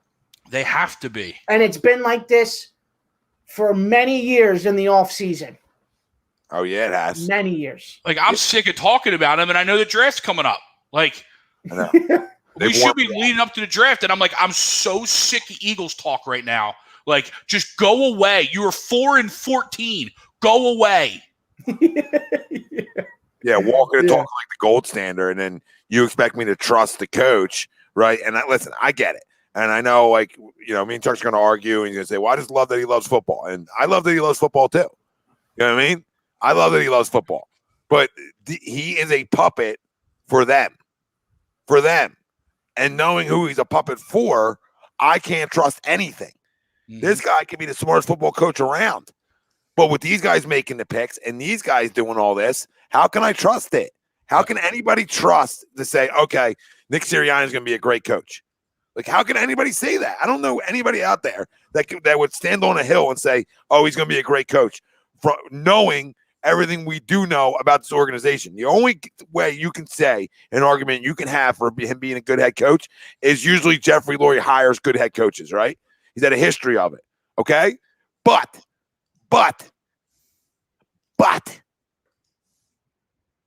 everything's changed since the Super Bowl. The control is different since the Super Bowl. That is the fucking problem here. And that's a huge problem, and it's still going to be, a problem here until one of those guys are gone. Either Jeffrey sells the team to somebody else, or Howie's out the door. Yeah, which Greg, I agree with you. He ain't. It's not going anywhere. He ain't going anywhere. But like you said, Tommy, the control, like the fact that your Todd, GM. what up, brother? What up, Todd? The fact that your brother. GM on Sundays has the last say on who plays, that's ridiculous to me. I still can't wrap my head around that, because there's coaches that are at practices and in fill rooms with these guys 24/7, but those coaches don't have the last say on who plays on Sunday. And that's ridiculous to me. And Ralphie, even bigger than that, they came out and told us that. Like this is, I know it's like they're not ashamed of any of this. They're not ashamed of any of this. It's like they're playing poker and showing you everybody else their cards. What? What are you doing over there? That's not how it goes. Yeah, they're idiots. They are flat out idiots. They went on a power trip together. They're kumbaya together. They got this great relationship together. So Howie's Jeffrey's puppet. They don't let their scouting department ever do their damn jobs. All right, that's why they constantly miss. And the only thing he's good at usually is the cap. And he's been decent. He's decent at free agent signings. But you can't win like that. You're not going to win like that. This is where you get to a 4-win team. And you're exactly right. And this is why over years and constantly Eagles give out bad contracts. Yep. Because when you draft bad and you have major holes to fill, you look at free agency and say, well, this dude's 31 years old. I'll just give him a 5-year deal. Because we need the hole fixed now because you can't draft. You don't have any young players to fill that hole right now. And look at Darius Slay. Good pickup. Would have been even a better pickup if you had a good second corner. Sure. Yeah. You know what I'm saying? Like if you just would have held on to maybe Sidney Jones that you drafted here or somebody. Sidney Stool, somebody. Rasul just got re-signed somewhere, so it's like he's with the Raiders now. Who's the issue then? Like, listen, this isn't a Crown Rasul Douglas party, but no. But it's not Jim Schwartz, who's been a defense coordinator for a long time, Greg. Yeah. And going back to something you said a couple minutes ago about, Sirianni loving football. And I agree. I completely agree, right? Because not everyone's comfortable talking in front of people, right? It's his first head coaching job. It was his first introductory press conference, so he stumbled a little bit, right? But even in that opening press conference, when he started talking football, his eyes lit up. And that's all fine and good. But then you can't become all weird and talking about rock, paper, scissors and all this stuff. Talk about competing all you want. You'll light everybody up in Philly, right? You know what I mean? We'll all buy into that. Because then you talk football and you can buy into the guy talking football, right? I can buy into that. All right, cool. This guy loves talking football. That means probably he can at least knows what he's doing. Whether he's a good coach or not, still obviously up for debate. But at least he knows and loves what he's doing. Yeah. But then you come out and you throw these weird other things in there, and it's just like, no Jalen Hurts. We're going to play rock, paper, scissors. Like, come on, dude. Todd, that's a great comment. That's a great comment. Because what did we hear last month at that virtual press conference? Or all those reports that the team wants to build around Hurts. Then yesterday you come out and say, he's not the starting quarterback. We haven't named him yet. There's open competition. This team doesn't know what they're doing, man. They have no idea at all. No, he could have said rock, paper, scissors always once, right? But after you don't get committed all over your starting quarterback in the National Football League, like I told you guys, if you don't know who your starting quarterback is and you're in competition, well, guess what? Your team stinks. Okay? You don't have one. Yeah, your team stinks, Tommy. Exactly. So you could have rock, paper, scissors after committing the Hurts, and it would have been fine. We probably would have laughed at it. The fact that you say it after that is egregious. Agreed. Agreed. So he's not good enough. So Flacco's better at rock, paper, scissors. Like, is that what you're telling me early on? Like, does he have the early lead because he's better rock, paper, scissors guy? Well, I mean, Flacco's been around a while. He probably knows some tricks of rock, paper, scissors. Right. Oh my goodness. I mean, listen, Joe's a good dude, but if people are going to tell me that, his work ethic at his age now is going to be more than Jalen Hurts, I think that's crazy. And I'm not team Jalen Hurts. Like, I'm all for competition in positions, but we always talk about it all the time, Greg. We talk about it on Sundays a lot about, hey, like, the one position we would love to see it more is at the quarterback position, but most teams don't have two. Yep. Like, we were more comparing Carson and Jalen. So if you want a competition so bad, don't trade away Carson Wentz then. Yep. Yeah. Don't trade away Carson. Just say, hey, we got an open competition then. What? Like, you can't have this both ways, and that's what's not okay. Like I said in my video earlier, you drafted two quarterbacks since 2016, the first, second round. All right, so you're gonna go draft another one? Yep. Okay, Cleveland Browns. We're turning it to Denver, man. Slowly turning into Denver, where every quarterback that's in the first or second round, we're linked to. It's getting to that point. We're the Browns. Yeah, right. Before finding their Baker. Yeah. And, what's going to happen here is Carson's going to go off next year. And who knows what situation Jalen Hurts is in, because they're not going to draft anybody we want, probably. So it's going to be disappointing. Like, I want Parsons more than anybody now, because everything translates to me. And we could use a middle linebacker, and that would make the addition to Eric Wilson even better for this defense, because now we have two linebackers who can play at this level, which would be great for our defense. Okay, so I mean, I know they're probably going to go offense because they're, this is what Jeffrey cares about. But this is all a joke. This is all a joke, and we're going to get disappointed. We're not going to get Parsons or Surtain or Devontae Smith or whatever. We're going to end up like Caleb Farley coming off a back injury and watching people fucking give people hand jobs on air, right? Like, I got no time for what's about to happen. Yeah. I got no time. Like, I even like J.C. Horn a little bit. I don't like him at 12. That's a reach at 12. I'd rather have the linebacker from Notre Dame at 12. When you watch him play, you want to dislodge footballs, you want turnovers, he'll smack you in the mouth. I'm saying if Mike is not there. Like, there's other players that are more important, and I was told positional value the other day. Well, linebackers not positional value. That's one of the most. Listen, you went up the middle in this league, baby. You went up the middle. If you don't got linebackers, you're up the middle in sports. Did you not see our linebacker core last year? They couldn't tackle me or you, Tommy. I mean, our linebacker core last year was terrible. And also factor in this, like, the linebackers have been in need for how many years now? I can't even count on my fingers anymore. That's how long it's been. Yeah. Nigel and Kendricks were here, and you showed you could have a really good defense when you had them guys. Yep. Yeah, we're gonna get back to it. Yeah. White always sweeps, so that's his earthquake. I guess that's his earthquake. Oh man, I mean, could you imagine Parsons in this defense? I mean, I have. That'd be amazing. Frank, this dude's walking in with 120 tackles a year. You can just write it down somewhere. If anybody watched this kid at Penn State, and I have, for his career at Penn State, because he fucking torched Michigan State, couldn't move the ball on that defense, even though we stunk for the past 3 years now. Besides the point, that Parsons all over the place, man. All over the place. He really is. And I like Patrick a lot. You guys know how I feel about Patrick Surtain. He was my guy, him and Devontae Smith, and they're still up there, right? But he just jumped them.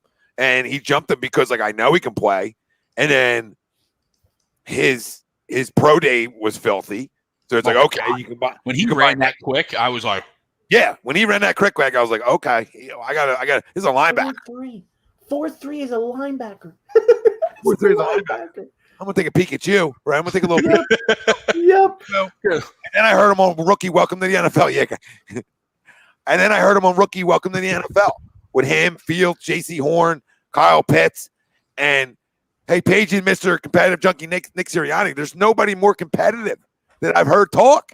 I mean, this guy just exudes confidence, and I think he walks into a room, and I think this defense goes to a top 15 defense in the National Football League, and we have them nowhere close to that right now. But with this front and him, it's a problem, and you want to stop the run, game over, and he can flat out get to the quarterback, like I said the other night, and he can cover. He can cover, and that's the big difference. Can you stop tight ends? We can't stop anybody's tight end. We can't stop the worst tight ends in football. Now, if you have him and Eric Wilson, you're better. And then the safety, I'm just drawing a blank because it's late, but you know what I mean? Harris, right? Yeah. Anthony Harris, and you have Slay back there, and then McLeod coming back. You're feeling better. You just need somebody at the linebacker position that can plug up the middle for you. That's all you need. Yep. And what changed Pittsburgh's defense that was struggling for a while? Middle linebacker. Linebackers. Bush, Mr. Bush. Yep. Okay, can play a little bit. Yeah. A little bit. A Yep. little bit. I mean, look again, around. Yep. Go back to the Ravens. Why are the Ravens always so good on defense? Linebackers. DJ Mosley goes to the Jets. Okay, we'll go get Patrick Queen then. Yeah, right. You know what I'm saying? Right, Ralphie? I mean, And look what CJ did to the Jets. The Jets were a better defense because of it. Before he got hurt. Yep. Before he got hurt and banged up. Yeah. Yeah, you're 100% right. And so I just hate the people that always say, well, if you have a good defensive line, your linebackers really don't matter. I always call bullshit on that. Because once the running back gets past the defensive line and you have no linebackers that can tackle, then you just might as well not even play defense at that point. Yeah, you still got to read and react. The dude's still running. You still got to read and react. And the bigger thing now in the National Football League, you got to cover. What amount of in this league they can play? You got to cover one of them. Gee, my goodness. My goodness gracious. I mean, go trade. Can we just call Ralphie? We begged for Patrick Queen last year, me and you. All right. And then we were begging for Jefferson. I mean, you had Queen. I was with Murray, so we were all in the same thought process, right? I just want a game changer. And in the way he talks, I just know he's a leader. Like I can sniff a leader from a mile away. So okay. You know, like freaking, you got Justin Fields is on some weird ass diet and shit. Like, I'm out on you. All right. You know what I mean? Like, I'm out on you. You got a weird diet. You're like, oh, well, Micah, you're running faster than everybody because you didn't take the wear and tear last year. You know what I mean? And I think he said, well, I just got done beating you up or something. Like, it was just great. It was just great. Great. He was breaking everybody's balls there. Everybody. That's awesome. Yeah, right. Sweeps. This league is littered with scumbags, and now people will worry about parts on the field issues. Yeah, and then listening to him talk, I'm like, I don't know about them off the field issues. Like, doesn't sound like it. But listen, it could be completely wrong. Just doesn't sound like it. Just sounds like a guy who's a worker, and maybe he did shit when he was younger. Who freaking knows? But nothing came of it. Nothing came of it because nothing came out of those allegations. And from there, that shit's not going to get hidden there anymore. It's not going to get hidden. Not exactly. It's just a lightning rod up there. So you're absolutely right. If something was legit, it would have been found out because everything's a lightning rod up there right now. J.C. Horn was a little weird to me the way he talked, Johnny. He's in the 20s somewhere. I don't hate J.C. Horn, but there's no way in hell I'm drafting him at 12. I think that's a fucking flat-out joke. Yeah, I agree. I mean, I like J.C. Horn, but I just don't see him going at 12. Maybe if God forbid, I hope it doesn't happen. If we trade down to like 16, 17, 18 and Horn's there, then that's fine, but not at 12. Yeah, agreed, Frank. Or the kid from – I'll keep going back to the kid from Notre Dame. I mean, I forget his name. Good old three name? Yeah. His name, but dude, I mean, he's just go watch him. Just pull up a highlight. But I'm not a guy to go look at his highlight. But like his highlight will stand out to you because he's literally just watching footballs from everybody. But that's the problem. No one watches games anymore. Everyone just watches tape. Yeah, right? Yeah. You watch games, watch real life situations. Don't go back with a rewind button. And fine, people like watching tape. I get it. But watch them in the moment. Watch it with your own two eyes. Like who's impactful in a game? Football. Who's impactful in a game? Yep. Yeah, in big spots too, right? And yeah, joke. Dude, monster. Like, I mean, I've seen linebackers hit at college and everything like that, but he's trying to ruin your life. Yeah. I mean, he's got bad intentions. And I want my linebackers having bad intentions. This isn't patty cake or rock, paper, scissors. Yep. This sport's built on toughness, grown men, right? And can I hit you harder than you hit me? right? And he seems like a turnover machine at the linebacker position too because of the way he hits. So, I mean, I'm good with him too if I trade it down. Like, not, you know what I mean? I'm not going to draft him at 12. Yeah. But like Frank said, like 16, 18, that's a good pick too around there. So, I mean, there's options here. There's a ton of options. So just don't draft me a guy I don't know. Mm-hmm. Or we don't want. Yeah, right. Yeah, I got like a 6-piece nugget over here. Guys, you can draft at 12 that will be there. Oh yeah. I think I have a couple pieces we could draft. No, you're absolutely right. And the only thing that kind of keeps me in on Horn a little bit is just the pedigree, right? You know what I mean? Just, dad played. So, even if he is a reach, the kid's just not going to be overmatched, at least. You know what I mean? He's going to be ready for it. I do agree. I think, for a guy who didn't play this year, maybe that's where the jump came in, because it was kind of out of sight, out of mind. So now that you see him back working out, you see him back at pro days, you're like, oh, this guy. Now I remember why this guy was, we tried to stay away from this guy on game film. Yeah. But yeah, I mean, the only thing keeping me on there, and I wouldn't throw the remote if we drafted him, is just the pedigree side of it. You know what I mean? Yeah, I mean, this said he learns, he learned a lot from dad and everything like that. And I'm fine with him as a player. I just there's gonna be too much talent at 12. That's better. I don't disagree. We're not in you have to take a corner mode. We're not. You have to take this position mode. We're in. You really have to take who's the star on the board? Who's the star? Who's the can't miss? And there's going to be can't misses at 12. Are you going to miss? Here we go. Right? Are you going to miss? Yep. And especially at a pick where how I see it, I think I do base some of my picks on positional value, but at 12, it's best player available. I mean, there are still plenty of holes. I think at this point, you go best player available at 12. Who's on the board? If a guy like Smith or Chase is around at 12, and they're high on that board, take them. I'll say this about positional value. Yeah. Right. Whatever that truly means, because I want people to rip that paper up and flush it down the fucking toilet, whatever positional value means, because to me, there's not a position that doesn't matter in the National Football League, right? So to me, I don't care if I'm drafting 1, 2, 10, 20, 32. It doesn't matter to me. The positional value is all the same. Who's the star? This is what happens. Right.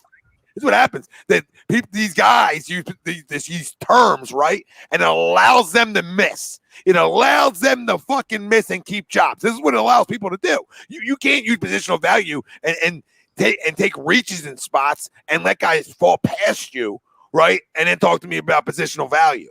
No, every year in the National Football League, it's got to be who's the star on the board. Now, if I already have stars in them positions, then maybe I can lean to a positional value type situation. But in every case from 1 to 32, and even further than that, it's who are the stars, and then we get it, and then when we get later in the draft, it's who are the diamonds in the rough. So it never becomes positional value. It becomes who are the studs. And this is why so many teams miss, because they go, positional value says I can't take this position here, right? Like the Eagles and their fucking stupid charts, their analytical, goddamn stupid freaking charts, all right, that Howie should shove up his ass or put in the closet with him, okay? Say, oh, we can't take a linebacker at 12 because of positional value. No, we should have took one at 21. Can I tell you what happened? Can I tell you what's going to happen? How your analytics are going to pan out for you? Let me tell you. 3 and 14, 2 and 15, book it. 4 and 13. Just to let you know how your positional value chart is going to work out for you when you continue to do these cute things and fucking miss. Yep. Get out of my face. They can all get out of my face. Too many nerds in the house. Too many nerds in the house. We call mouse in the house when Joe's in the paint, right? Too many nerds in the house in the National Football League. That's why it's Miss City. Yeah. SSJ, we started the show doing live reactions. We talked enough Sixers, brother. Yeah, but if you missed it, go back and check it out. I'll say this to you. We would love to talk about it, but we don't know who the fuck's playing. This is true also. This is true. But yeah, we just wanted to mix it up a little bit after the game. Tough loss. Yeah, it is. And that shot should have went down. I can't believe it didn't fall. But all 22 looks great. See, I love highlights. I'll go watch highlight stuff just because I want to get to see a player, right? Because I feel like I can just look at that too and say, okay, if I never seen this guy play before per se or didn't watch enough of these teams' games, I can see if he's impactful. I can see the scoreboard's up, right? You know what I mean? Yeah. You can see if sacks are coming when you're down 40, right? So you can see it, but you can also see the plays the guy's making.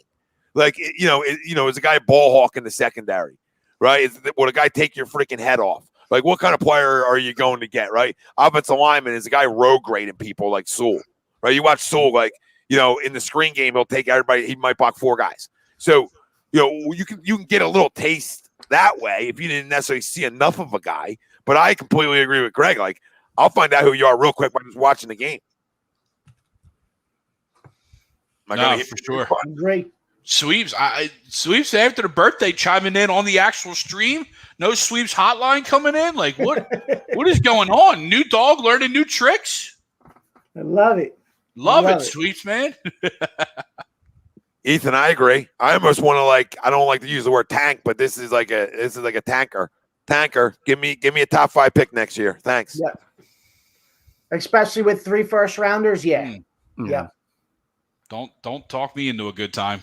I got to be a little, a little draft day. I know Greg loves it. I got to do a little draft day next year. You know what I mean? I got to get some players in the house, and it starts this year, obviously, right? It starts this year, not miss it. Yeah. By next year, the end of next year, after the draft, we can talk about legitimately having a way better football team. Sure. And a buttload of money. A buttload of money.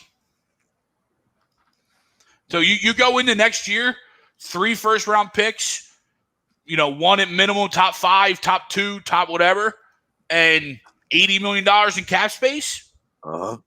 Hey, hi. What do you want? You know what I mean? Like, yeah. What quarterback do you want to get? Do you want to draft him? Do you want to trade for him? You can go 4-13 in jail and play well, though, and just have a shit roster. You could. You know what I mean? He could play okay, he maybe can be the guy. So, I don't know. I mean, yeah, I agree with you, TTP, but I wanted to know next year that I got a chance to get stars because I need stars. Mm-hmm. I wear them guys out. They're not on this roster anymore, especially youth side of it. And I got to replenish. And the money's great, Greg. I agree with you. And you'll agree with me on this. If you miss these, the money don't fucking matter. Unless Hurts becomes a pimp out of nowhere. You know what I mean? Unless Hurts becomes a pimp out of nowhere, the money ain't going to matter. Yeah, if we have a top 5 draft pick, I'm on TTP's mindset. If we're 4-13, that means he's not the guy. That's for sure. So we have 3 picks, a buttload of money. Do we got to go, hypothetically speaking, do we got to go pay whatever they want for Deshaun Watson, right? Obviously, depending on that whole situation, but right, you know what I mean? Like, you could go do whatever you want to do at that point next year. Trade up to number 1 to get whoever quarterback. Go draft whatever, you know what I mean? Like, or go trade for anybody that's proven. Yeah, there's still ways for Jalen Hurts to play well and his roster stink. No, it's true. Or it might be the other way around. I mean, maybe he kills you and you're the reason you're 4-13. Right? You know what I'm saying? Yeah.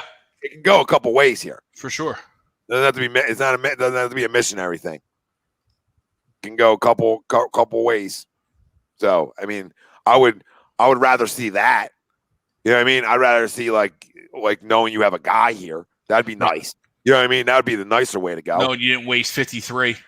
No, and listen, if you hit on pick 12 and you hit in the second round for once, right? Then we're talking about that we can be more competitive than we hope this year. Yeah. Because we have signed decent free agents. We've signed 2 defensive free agents that are going to help us. I'm not calling them stars, but they're definitely going to help us in positions of need. So, from a defense that's usually pretty high up in the league in Minnesota. Yeah. So can you hit here? Can you get some players in this draft? Right. So the Eagles are definitely not one player away from. They're more than one player away from competing for anything special. Mm-hmm. But they could be 2 players away in this draft from saying like, okay, maybe we can figure it. Maybe they are an 8-win team. You know what I mean? Yeah. Maybe they do compete for the division, not win it, but compete.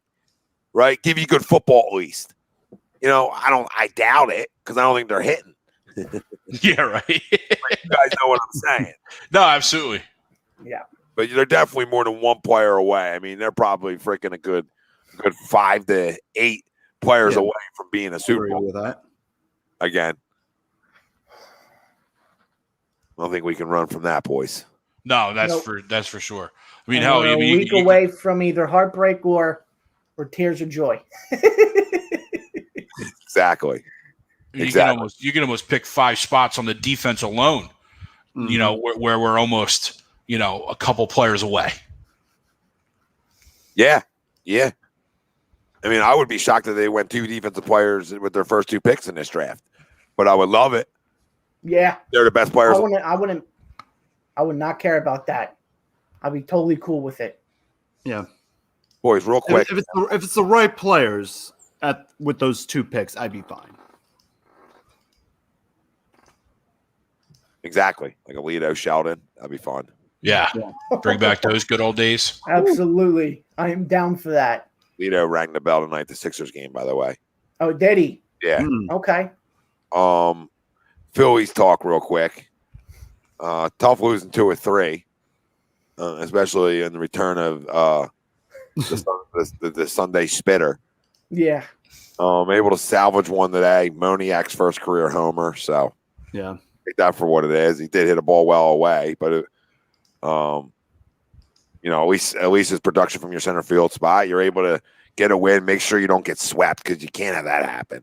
No. Especially losing to Gabe Kapler, like. No. Yeah, getting swept by that team with him as the manager. Not today, Jesus. We get this win today. That would not look good at all. Yeah. And a bullpen that already wasn't anything to crown coming in, but obviously better, right? Mm-hmm. Up 4-1, and Darren Ruff comes to bat. Last night too, you had the lead. Legend Darren Ruff. Yep. You had the lead last night too. You blew that one, and you had the lead today. And granted, we won, but you were up 4-1, and you let up a home run to deep center by Darren Ruff. I was watching the game, then I'm like, all right, I felt wiped out. So all right, I'll just take a quick nap. I wake up, and then we blew the lead. I'm like, what? What just happened? And I see the replay of Darren Ruff run. Yeah. Yeah. Go ahead, Greg. I was going to say the good thing is Eflin looked good again today. Yeah. Right. Yes, Eflin put another good start together. Yep. Wheeler kills you yesterday. Yep.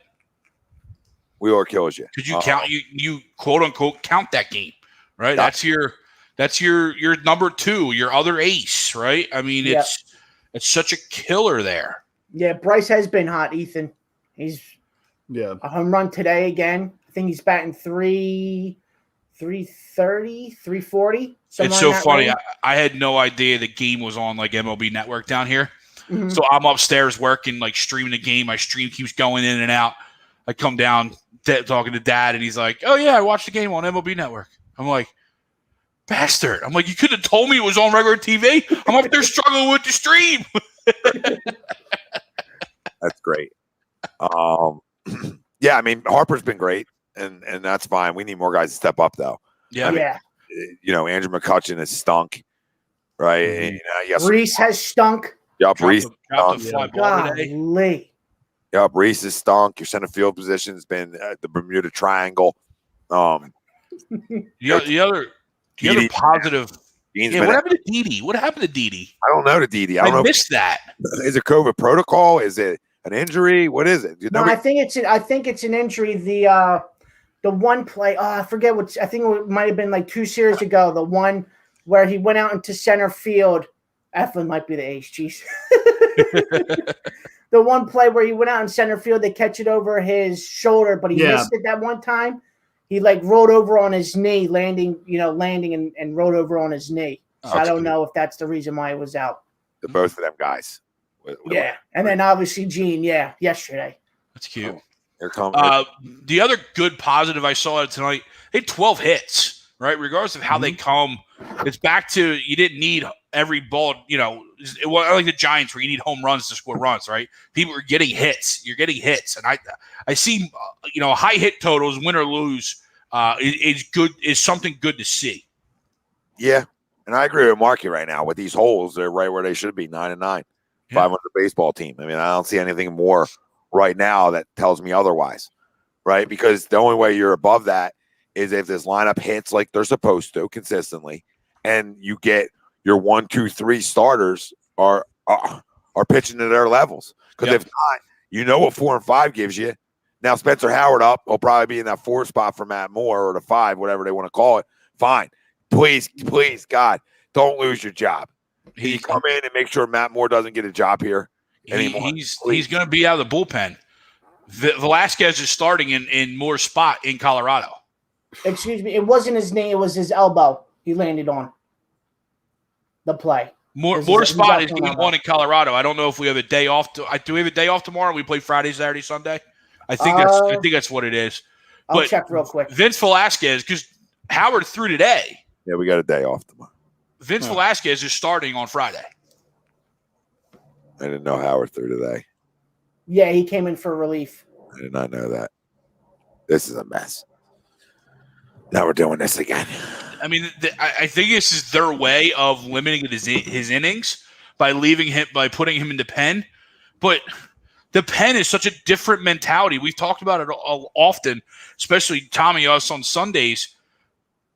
It's such a different mentality because as a starter, you're not used to doing the things out of the pen, right? Whether that's a cop-out or not, it's the reality of the position, right? That's why some starters don't make good relievers because the mindset that goes into it.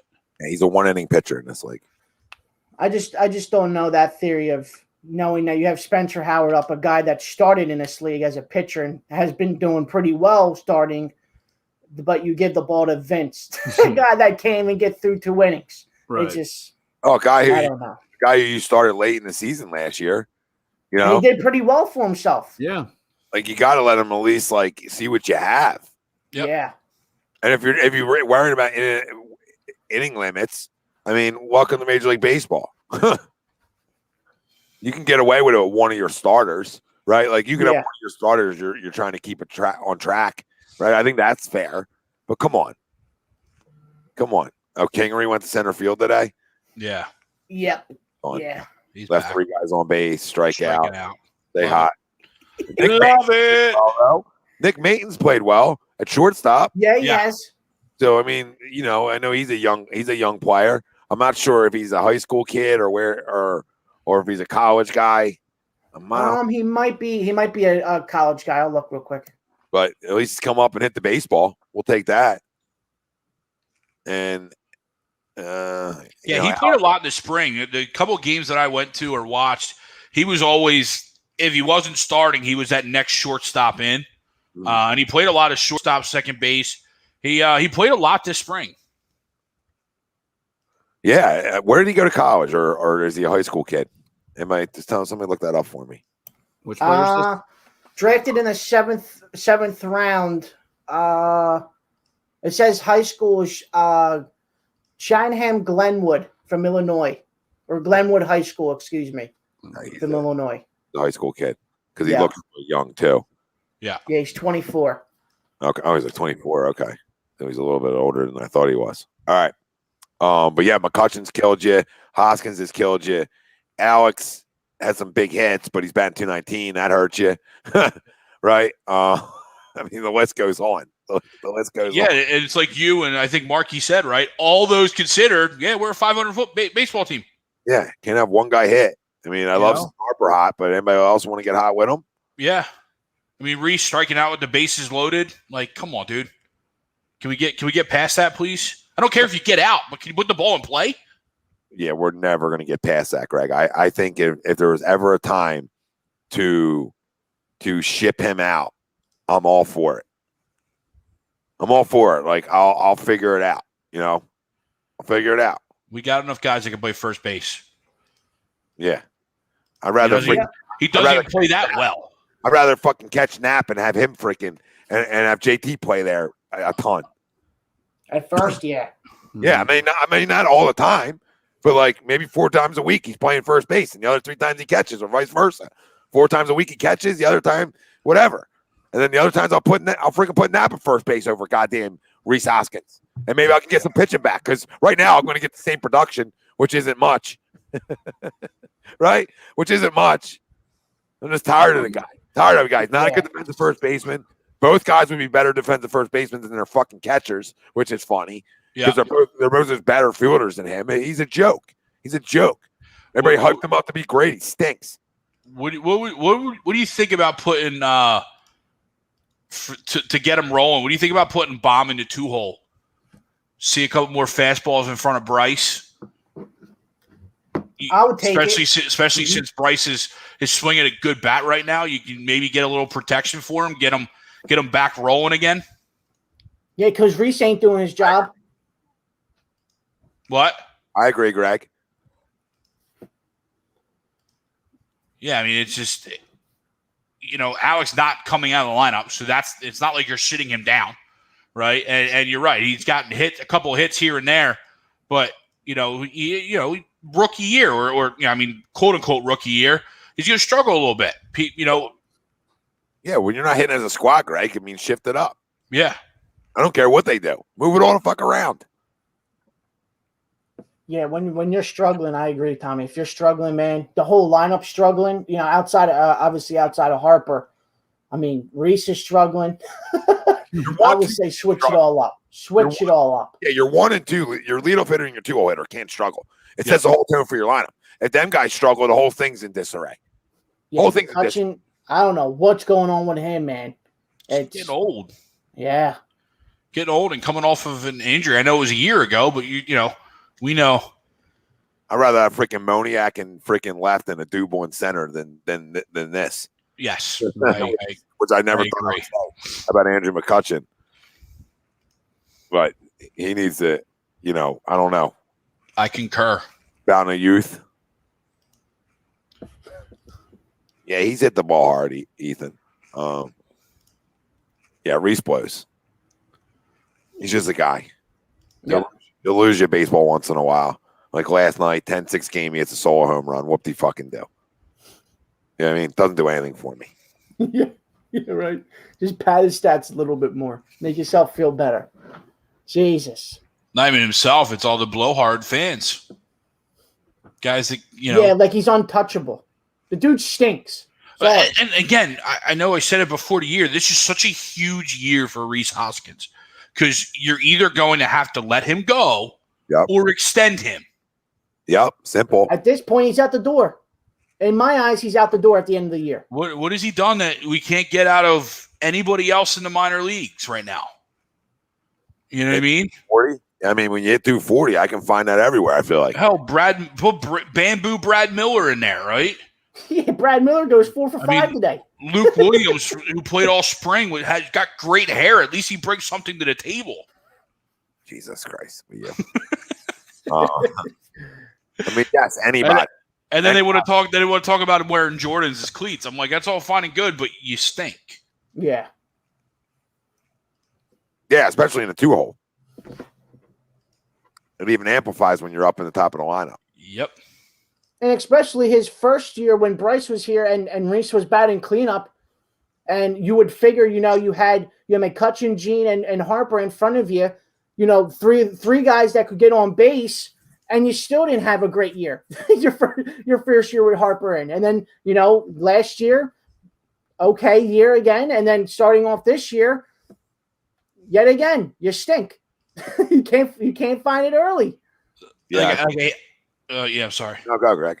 No, I was saying I hate to sit here and overreact to what 15 games, but when it's the same issues coming up that we see so far, I don't know if it is overreacting, right? I mean, Rhys Hoskins hasn't been good for a long time now. It's all trends, Greg. Yeah. Center field has been bad for a long time now. We all wished and hoped that somebody would take the job, but it hasn't happened. No, you just got to hope this maybe Moniak figures it out after hitting one out today. You just got to pray for that. Yeah. It can't be any worse. I'm not saying he will. But once everybody's healthy, I agree with Jimmy here. I'm doing this different. I'm probably leading off Segura, probably batting JT in the 2, Bryce in the 3, Bowman in the 4. I agree with that lineup. I'll bring up a duel. Don't hate it at all. My only thing, I think with that one, my only thing would just be swapping Bomb and JT. I'd let Bryce protect Bomb, and I'd let JT protect Bryce. Because I think if you go into a lineup with that, you're going to have a whole lot of people pitching around Bryce to get the Bomb, especially if he stays struggling. Yeah, you could. But that is my only issue with that. Or you Or you swap Didi and Bomb. You put Didi in the 4 You could hole. do that too. Yep. But then you go lefty. True. Even though you have the 3 batter rule, it's still, Swap still like Didi and Halleck. That's fine too. yeah. But no, I mean the thought process behind Jimmy's theory right there is spot on though. I like it. Yeah, Segura's the best leadoff hitter you have, especially if McCutcheon stinks. Yeah.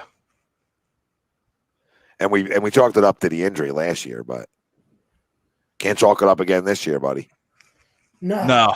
Can't Not play at all. this year with it. I mean, you look like you look stiff as a board. You know what I mean? You just look stiff. The whole lower half looks stiff. So take your stiffness away. I don't know. Start playing baseball or bat 8th. Yeah, I mean, I would ship Reese for any pitcher of that's above average in baseball, from a starter or reliever. Like either or. Give me a young guy who can play. You know what I mean? Back. That's it. Yep.